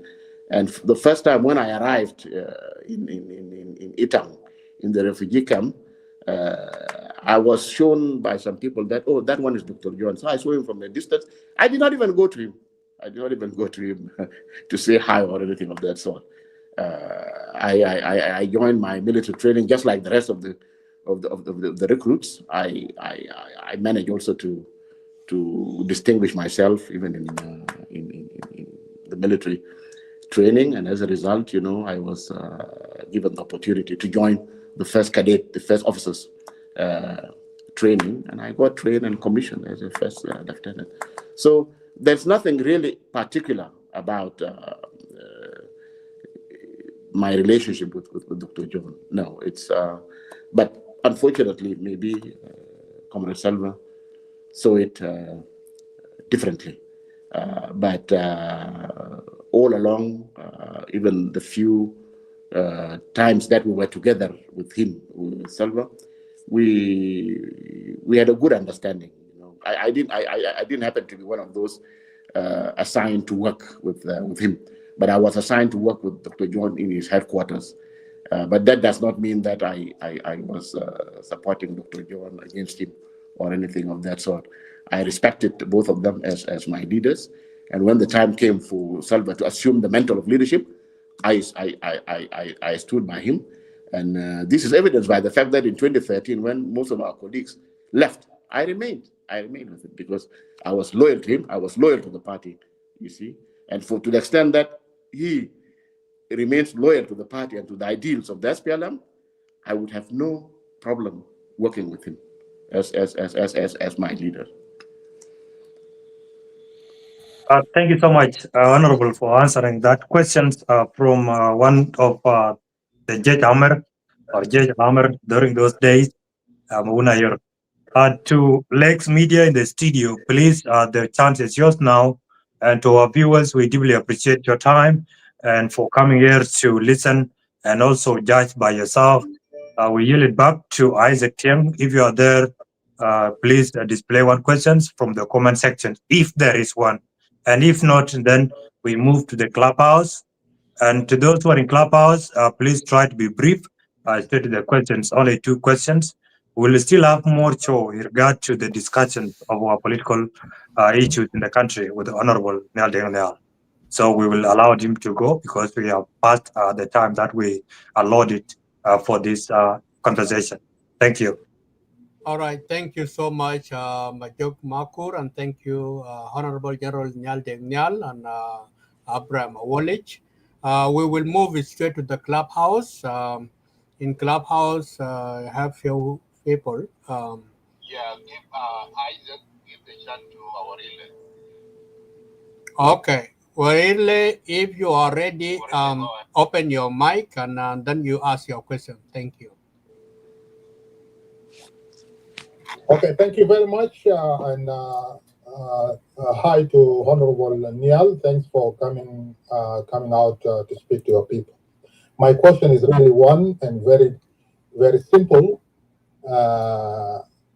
What is the difference between real SPLM and South Sudan Salvation Movement? From the way I heard your vision and your mission, it seems more like what Pagan is saying. So if you are speaking about the same thing, which is reforming the SPLM, why do you have 2 different movements? Thank you very much. All right, thank you. Maybe the position of Pagan that you alluded to as being similar or identical to my position is the reason why I joined the UPA. Because as a matter of fact, I believe that the SSM and the real SPLM, at the end of the day, will converge in the same place. Although Pagan has not officially declared that he's basically for the reform of the SPLM and that the real SPLM is a totally separate outfit, and I think he can speak for himself. But I do not doubt the fact that the reason that he called it a real SPLM simply means that he's still SPLM. So the SSSM and the SPLM, this is just a vehicle, but we embrace the same principles and objectives of the SPLM.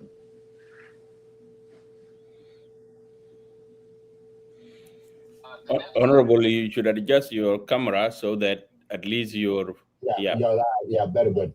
Yep. Yeah, so the next, let us give the chance to Yapana. We run out of time, okay? We have only less than 10 minutes. Dr. Nhial?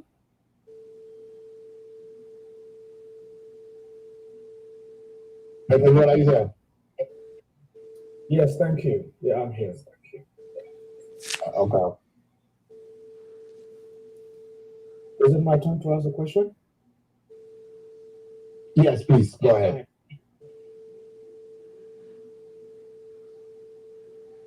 Thank you, Madid, and also thank you, Uncle Nhial. This is Dr. Nhial. It's unfortunate we're meeting in these circumstances. My question is this. You said that you left South Sudan because you had been informed that you might forfeit your liberty for whatever reason. And you left and then declared the formation of a new movement, the aim of which is to induce reform within SPLM. For many of us, these two realities are contradictory. And so why did you refuse to risk forfeiting your liberty for the sake of reforming the party from within? Well, can I throw back the question? If you lose your liberty, then how do you reform the party from within? Come again? If you lose your liberty, then how do you reform the party from within? The fact that I've not lost my liberty is what has given me the opportunity to interact with you now and to put my message across. If I lose my liberty, I would not be able to do that. I would be silenced.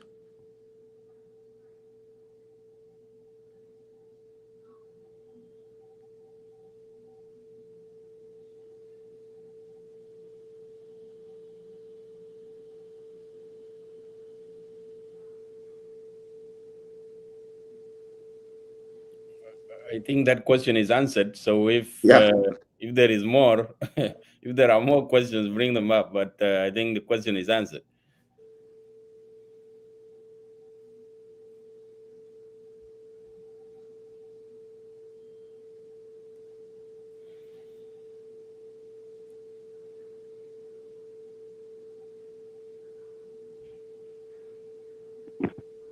Yeah, Isaac.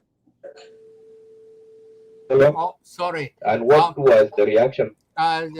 Joseph, repeat the question, Joseph. Repeat the question. All right. Yeah, Honorable Nhial, my question to you is when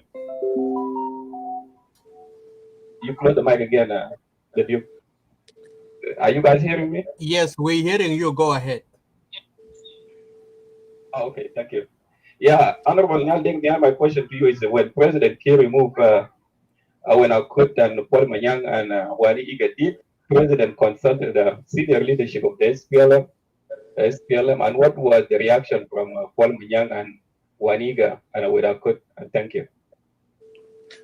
Absolutely no consultation whatsoever. I think they themselves were just shocked because it's such a drastic action that given the status of Wani, Awed and Kwal, these were basically President Salva's own colleagues. These are the people who actually leading the movement. To be just unceremoniously dismissed like that, I think must have been very shocking. But definitely, nobody was consulted. Maybe there are other people that Chairman Salva consulted, but not within the leadership of the SPLM. Nobody was consulted.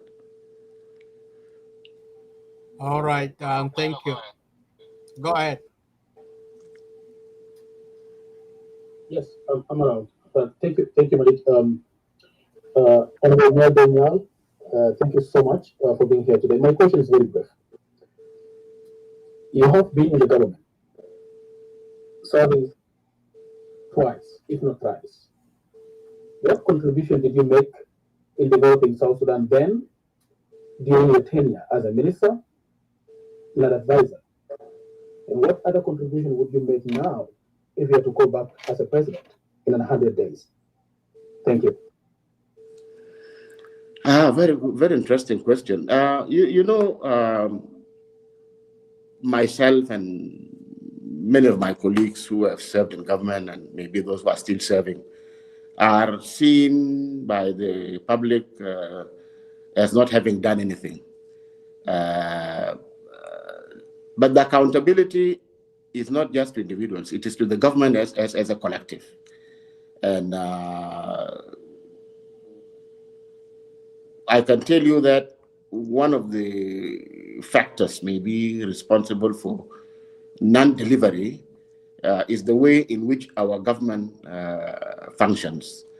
I can confidently tell you and many other people among my colleagues and other even members of the public can attest to that. The president does not even meet with the members of his cabinet. I mean, there are ministers and advisors that have to plead for months on end to see the president, to report to him, to seek his guidance on their work. They don't get audience, they don't get access. So there is a real problem in which the government itself functions, which is the reason why individual ministers may not have delivered, and the reason why the government itself has not delivered. Even the cabinet meetings that are held are basically formalities. These are perfunctory activities. But now, implementing the outcomes of those meetings or the resolutions becomes problematic because it's difficult to have follow-up. It's basically the ministers themselves need, from time to time, as things are happening, to have audience with the president, his excellency the president, to seek further guidance, directives. There is need for resources to be availed for those activities. You probably know that if you look at our beautiful budgets of the government of the Republic of South Sudan, you see we've got very glossy, beautiful budgets. What's written in those budgets is not what happens in practice. You see, in those budgets, we all struggle as government departments or agencies to have a cut, you see, of the budget. But at the end of the day, very few of the agencies actually get their budget. All the money goes only to two agencies, goes to the presidency and to the and to defense. Defense basically, not necessarily in order to defend the Republic of South Sudan, but to defend the regime. General Nhial, there are a lot of people who would like to ask you questions. Can you give them 20 minutes of your time so that you can hear from them? Sure. Okay, thank you. Our next one is, let us move to Jamus. We did only one question, which Jama. Yeah. Yes, thank you. Yes, I would like to agree with the Honorable Nhial, William Deng Nhial. My question is this: you playing a bigger role in our politics of South Sudan, and as you freeze your position within the SPLM, latest great hero, the people of the South, in terms of the politics back then, and who also championed the politics against the Arab North or the Islamic regime, and which actually caused him and all of us that sacrifice he made. Later, we understood that Dr. John Garang was inspired by him as a great leader In fact, we have talked about him last night in our group of Honorable William Nhial, Deng Nhial, and his great achievements and contribution. John Deng, we see him as a successor of Honorable William Deng Nhial, and you now here facing this turmoil of a political crisis in South Sudan. Unity become the crucial part of this struggle. And as we become so polarized, what do you tell the youth now as we go through this political storm and other crisis that is very confusing? Everyone having his own party, and everyone is not achieving anything. What is the message to tell the youth who are actually rallying behind leaders who seem to be revisiting the politics of the past of regionalism? What is your message to them? Thank you. Yeah, that's a very good question. You know, we are committed to political pluralism. You know, multi-party democratic system. Again, because of the diversity of the people of South Sudan, by necessity, people have formed different multiple political organizations. There is nothing wrong with that. The problem are the means that people use to pursue their objectives. And that is why I said before, it is very, very important, whether in a multi-party system or whatever system, for the people themselves to be given the right, you see, to have their say in how they want their country to be governed, to have their say in who they want to govern them. Now, when that is done freely and democratically, without coercion or force or violence, then people accept the result. When people accept the result, then there will be no violence. If you accept the results, you go back, you continue organizing yourself, and then next time you develop maybe more attractive programs, and then you come to the people and submit your programs to them. And if they like those programs, then they can elect you into power. So the most important message that I would like to give to the youth is that there is nothing wrong with you supporting whatever political party you support. But make sure that in that political party or organization, try to pursue your objectives through peaceful means and to avoid violence. Now, this also imposes a responsibility on the government. You see, because it works this way. If you seek to use violence to take power, then whoever has power will also try to use violence to retain power. Now, that one we do not want. We want you to seek power through peaceful means, and we want to make sure that whoever has power only retains it through peaceful means, not through violence or by imposition. The youth are critical because those who are now involved even in communal fighting, killing themselves, are the youth. We believe that it is very, very important for them to fight with ideas. In politics, people fight with ideas, you fight with programs. You see, you don't fight with bullets. In a democracy, people fight with ideas, with programs, with ballots. They don't fight with bullets. So this culture of peace, peaceful political processes, is really the message that I would like to give to our youth.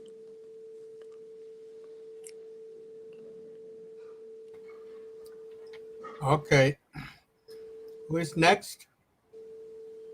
The next one is Charles. Are you hearing me, Madid Maja? I was clear. Madid Maja. Yeah, we're hearing you loud and clear. Go ahead. Great. Yeah, I'm going to question. I thank you, Elder Nhial, for coming out in social media. That's a great. We never expect that, but it's good.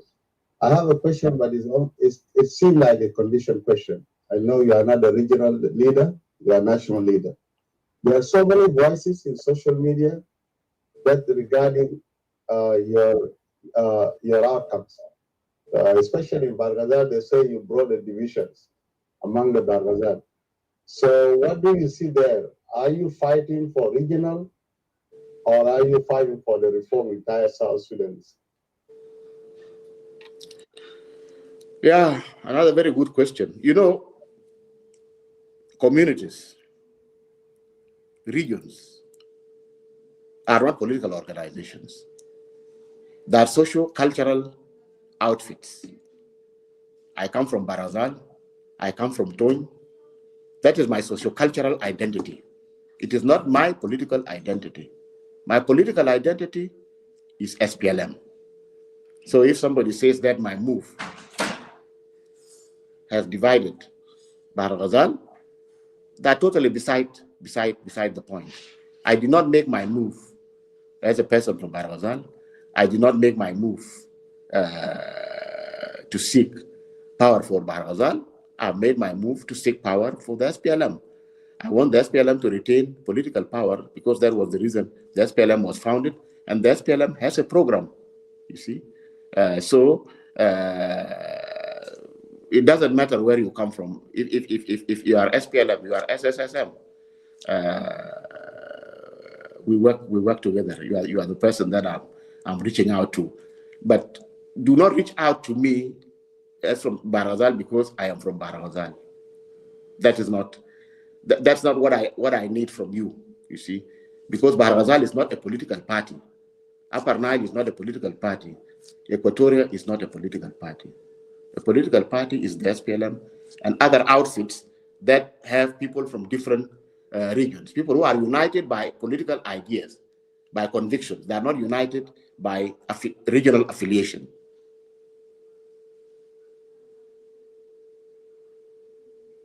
Yes, Thank you. Yeah, the neighbor Jonkor. Yeah, Jonkor and then Amico, I think.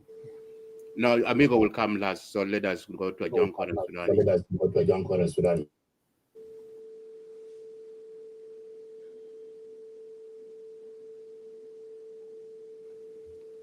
Isaac, can I hear him? Oh, okay. Yes, sorry for that. Yeah. Repeat your question. Yeah, repeat your question, Jonkor. Okay. Honorable Deng, my name is John Cormayol. I have two questions.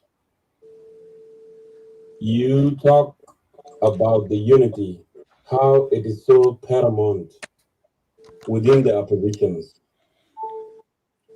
Deng one day said that things that we don't say are the things that divide us. And that's true. Now, you see that the oppositions, they have a hard time coming together for a very long time. And actually, they get to entertain the regime in Juba. Some people, they define the crisis in South Sudan in their own ways. They define it as a ethnic genocide. They define it as community. I want to know from you, how do you define the crisis in our country? That's my first question. My second question, you talk about the second phase of Jaysh al-Ahmar, or the young people, to be given opportunity to lead. And the same leaders in the SPLM party, they are the ones that are refusing the norms of democracy, even within the oppositions. Sometimes if you are not somebody well known, your message will get nowhere. What can you do about that? Now you came out زي ما يقال بالعربي من العيار الثقيل, and that's why you have been perceived with the hand clap and and applaud. But there's a lot of people actually, they are opposition, but they are not being accepted. Just simply, they are not well known, and they were not in the bush with you or with your colleagues. So these are my two questions. How do you define the crisis, and how this issue of unity among the opposition can be achieved? Because the regime is survived when people are divided. Thank you. Let me come in quickly. I think I might go off because my battery has gone down. Yeah. I mean, the crisis in the country, the nature of the crisis, it is purely a contest over political power. You see, our communities do not have a problem among themselves. You know, God has given us a vast land, a very rich land, with a relatively small population. So, you know, there are no things that can bring our people into conflict, our communities into conflict. Our communities have been engulfed into this conflict because of the contest of the political elite for political power, you see. And so people are mobilizing their communities here in order to access political power, not because there is a problem with the communities or the other communities. The problem, again, as I said, is that there is nothing wrong. You know, I don't believe in ethnic or tribal politics. I believe in ideas and programs. But if a politician believes that he has to organize or mobilize his tribe, it is okay. But let that be done peacefully. If you want power for your tribe, give them ballots, mobilize them to vote for you.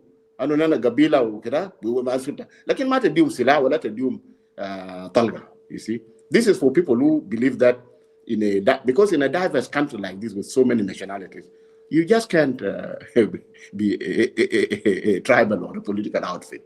You have to be a political organization for all the people of the country, because everybody matters in our situation. You brought up a very important point about calamity democracy. This is the crux of the problem, because as I was saying before, even we in the SPLM, that will have a democracy.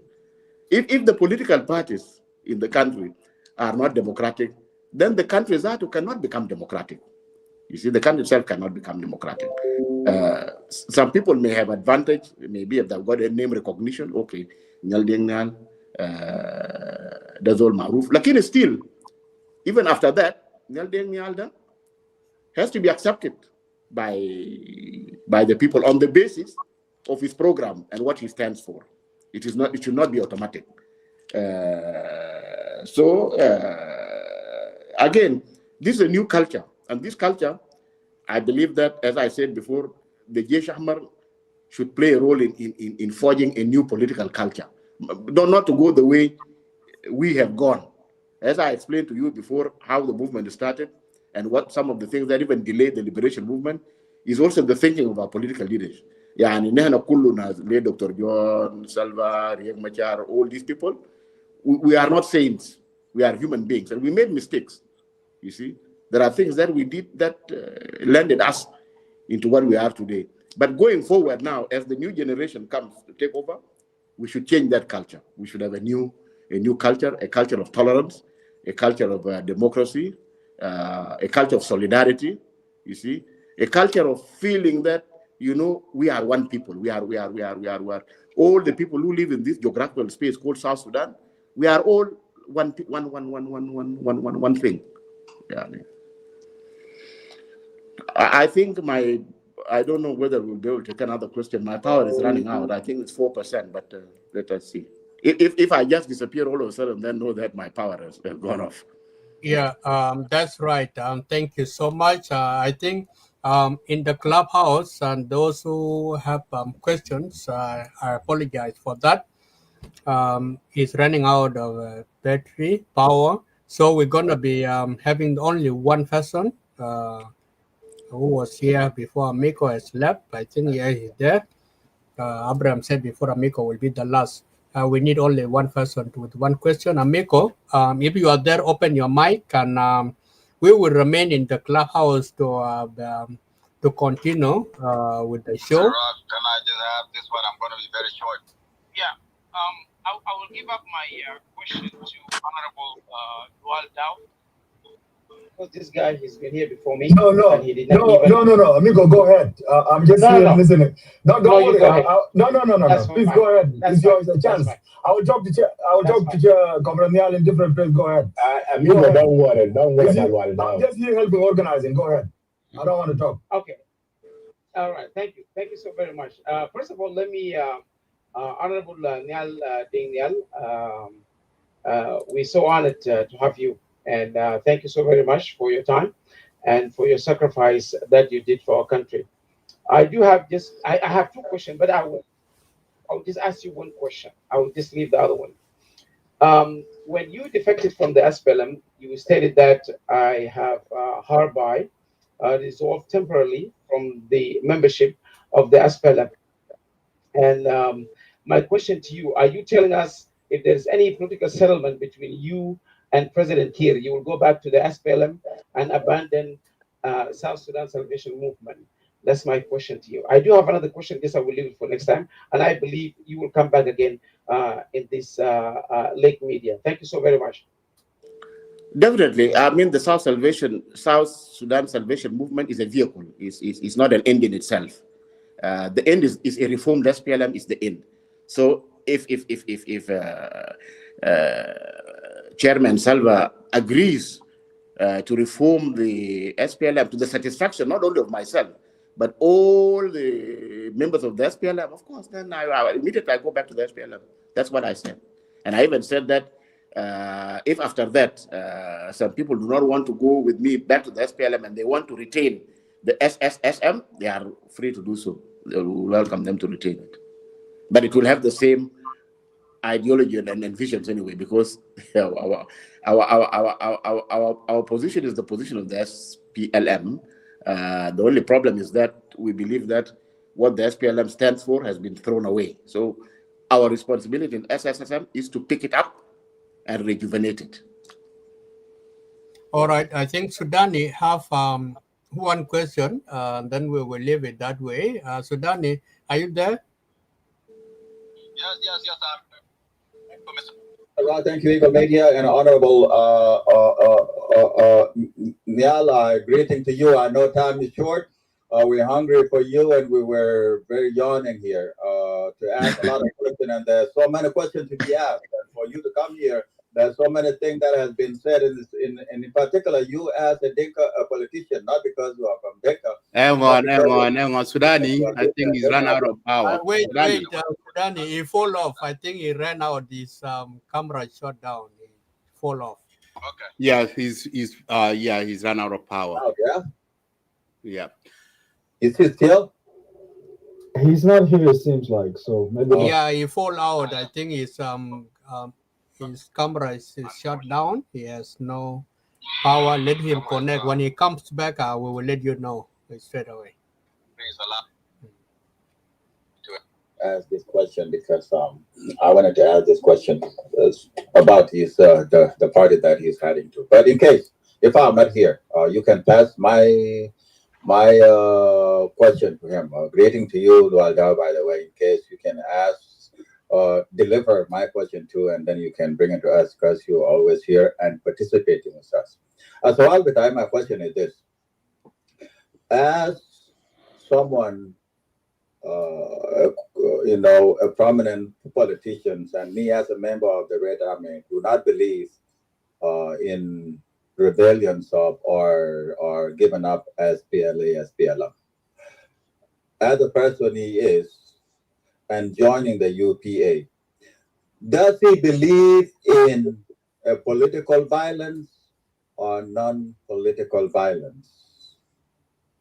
As someone who has been in war zone, does he believe in political violence, in pick up arms and fight to kill or not? If not, why is he joining the UPA? And the leader of UPA was recently caught on audio saying that if no any alternative, they will have to fight, and he was heading to a acquire weapons in Congo and in Tanzania?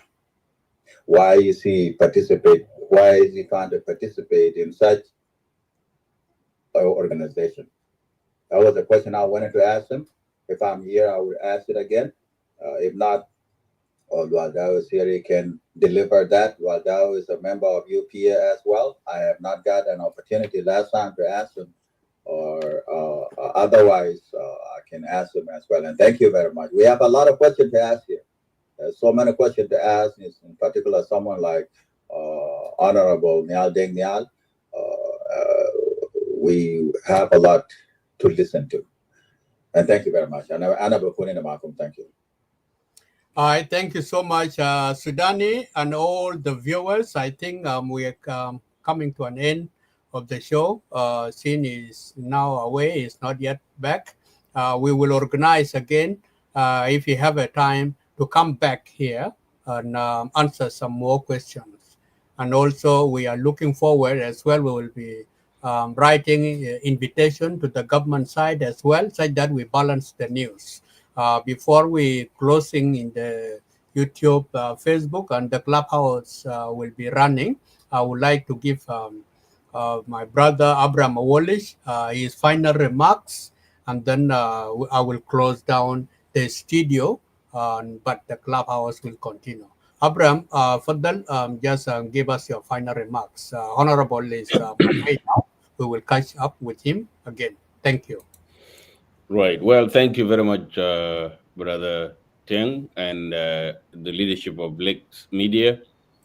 First of all, I want to state here, while I have the microphone, that that I condemn the threat by the government against Lex Media for airing out the views of various South Sudanese. A microphone cannot be incriminated. So if the government doesn't like what we say, they should hold us accountable, but not the microphone, which is the Lake State media or any other forms of media per se. That is not a good practice, and that is exactly why the country is in a crisis, is the inability of people to speak and to debate and to air out their views. That's why people resort to violence. And so I condemn that strongly. And we support Lex Media and their team for the work they are doing. In fact, Lex Media, many other people in the opposition believe that there are many members in the Lex Media that are supporters of government. And so it is surprising that the government would be threatening an outfit that daily airs out their own activities. That is the work of media. Media goes both ways. If we are doing something bad, they will tell the public about it. If we are doing something good, they will tell the public about it. That is exactly what the media does. So that aside, it has actually been a real honor to chat with the Honorable Deng Nhial today. And I hope the people of South Sudan, for the first time, have been able to see Honorable Nhial closely. And I also felt that I and my colleagues in the PCCA, we have been exonerated by what Honorable Nhial has said, because that is exactly what we told the public when we made the declaration in 2021, that there is no SPLM. The party is not working the way it should, and therefore the government is not working the way it should. Decisions are made by one man, and everyone else is just a spectator. And in that situation, no country can actually work. It's just that the people of South Sudan are really good people, and they are patient, and they are resilient. That is why they have not gone crazy. But the opportunity now has come for us who are already in the trenches. We have been working closely with the other opposition groups to make sure that the people of South Sudan are united and to make sure that we pursue democracy. We actually for us in the PCCA, we believe absolutely in democracy. And if the opposition parties, including Honorable Nhial's party and UPA and other organizations, if they would like to demonstrate that they stand for democracy, the time has come actually for us to organize as democratic parties and have internal elections within those parties, so that we can show before we actually get into power that the way we are governing our own parties is the way we are going to govern the country. I absolutely believe that. And I believe that the power of working together, that Honorable Nhial and those of Pagan and others should reach out to General Thomas and even to Nathaniel Oyed and others to work together so that the unity of the country is first secured, and then political power is secured or pursued as a secondary. So this is where we are now. The country is really spiraling downward, and we need to stand together as the people of South Sudan, wherever we may be, to protect our country. We work so hard for it, and we are not going to allow self-appointed individuals to wreck it for us and to bring it down. We should not allow that. So I appreciate once again the opportunity to chat here with Lake State Media, and also to have the opportunity to moderate this discussion with Honorable Nhial. We hope that this is going to be an ongoing conversation, and it is next time it will be more interactive. It will be more about people asking questions and Honorable Nhial responding. But today it was good just to establish the facts and to get to hear Honorable Nhial directly what he meant by what he said. And now I think we got the clarity that we needed, and people want to support him, they should go ahead and support him. If people have questions still, those clarifications are his responsibility to make. But to the Lake State Media team, you guys stand strong and keep doing your job. The people of South Sudan appreciate it. And you are not doing anything subversive. Your goal is not to overthrow the government, but to let the government tell people what they are doing, and let the opposition tell the people what the government is doing wrong. That is how the countries are governed. So I appreciate you. Continue forward. We'll support you, and we will continue to come here on Lake State Media to express ourselves. Thank you very much. Thank you. I think I want you to work on it. We are no longer Lake State Media. We are Lake Media. We are Lake Media. So okay, so like the state is gone. Okay, so yeah. Lake Media. Yeah, Lake Media. We are no longer Lake State Media. All right, Lake Media. Lake Victoria or Lake No or Lake what? Anyway, yeah, so we take it. All right, Carlos. Thank you very much. I appreciate it. Yeah, thank you. Isaac. Yes, Abraham, I just come in and then we close down. Okay, yeah, I just want to say thank you so much, our supporters. I want to take this minute to thank you guys. Without you, this show of today will not be possible. For the last few days, you has been with us to make it happen. Your voice make this show happen. I just want to take this opportunity to say thank you. We read your comment. We say thank you, especially the young generation, the youth. You youth are the engine of that country. So we hear your voice. And your voice, what makes this show today, it's possible. So we listen to you. For that, I say thank you. May God bless you. And may God bless South Sudan. I hear my comment to you. Right. Yeah, thank you so much, Abraham. It's absolutely correct.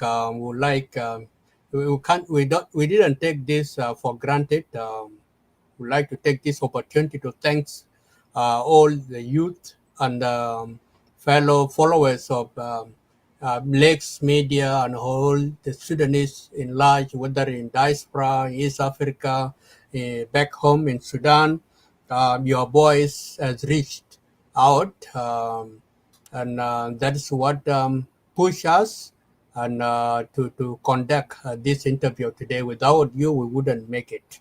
So we thank you so much for your patience, also for waiting for a few hours. I mean, some minutes before when we were late to bring Honorable Deng on the show. And we are looking forward to the government side if they will accept our invitation. We need to listen from their side as well, such that we balance the news or the information that being given out before by our guest. That's what we are looking forward. We will inform you. We will put out the news, or we will bring back Honorable Nhial for those who didn't make it to ask your question to him. He will be back in sometimes, and also we will be having some analysis as well. Other politicians are invited to come and brainstorm and make some analysis out of this show. And That is, also to Isaac, we will have an open invitation to Aspelam. yes. So we will, for the next couple of days, we will be sending Aspelam invitation. Absolutely, that's so what for interview. So for those of you who are watching right now, I know the Aspelam leadership are watching in Juba. This is open invitation. We will look out for Lakes Media invitation letter that we will be interviewing you too for interview. So Lake Media is for everybody. We invited all the political, whether in opposition or in the government. So this is what the media are all about. So our invitation for SPLM is coming. So we need to hear from SPLM. What will they respond? What they hear from General Deng. And we need to hear, South Sudan, you need to hear your side. So thank you. All right, and thank you so much. You nailed it, and that's it. Thank you, everybody, for tuning in today, tonight, wherever you are tuning in. May God bless you. May God bless Republic of South Sudan. Have a good night, good day, good afternoon. Thank you.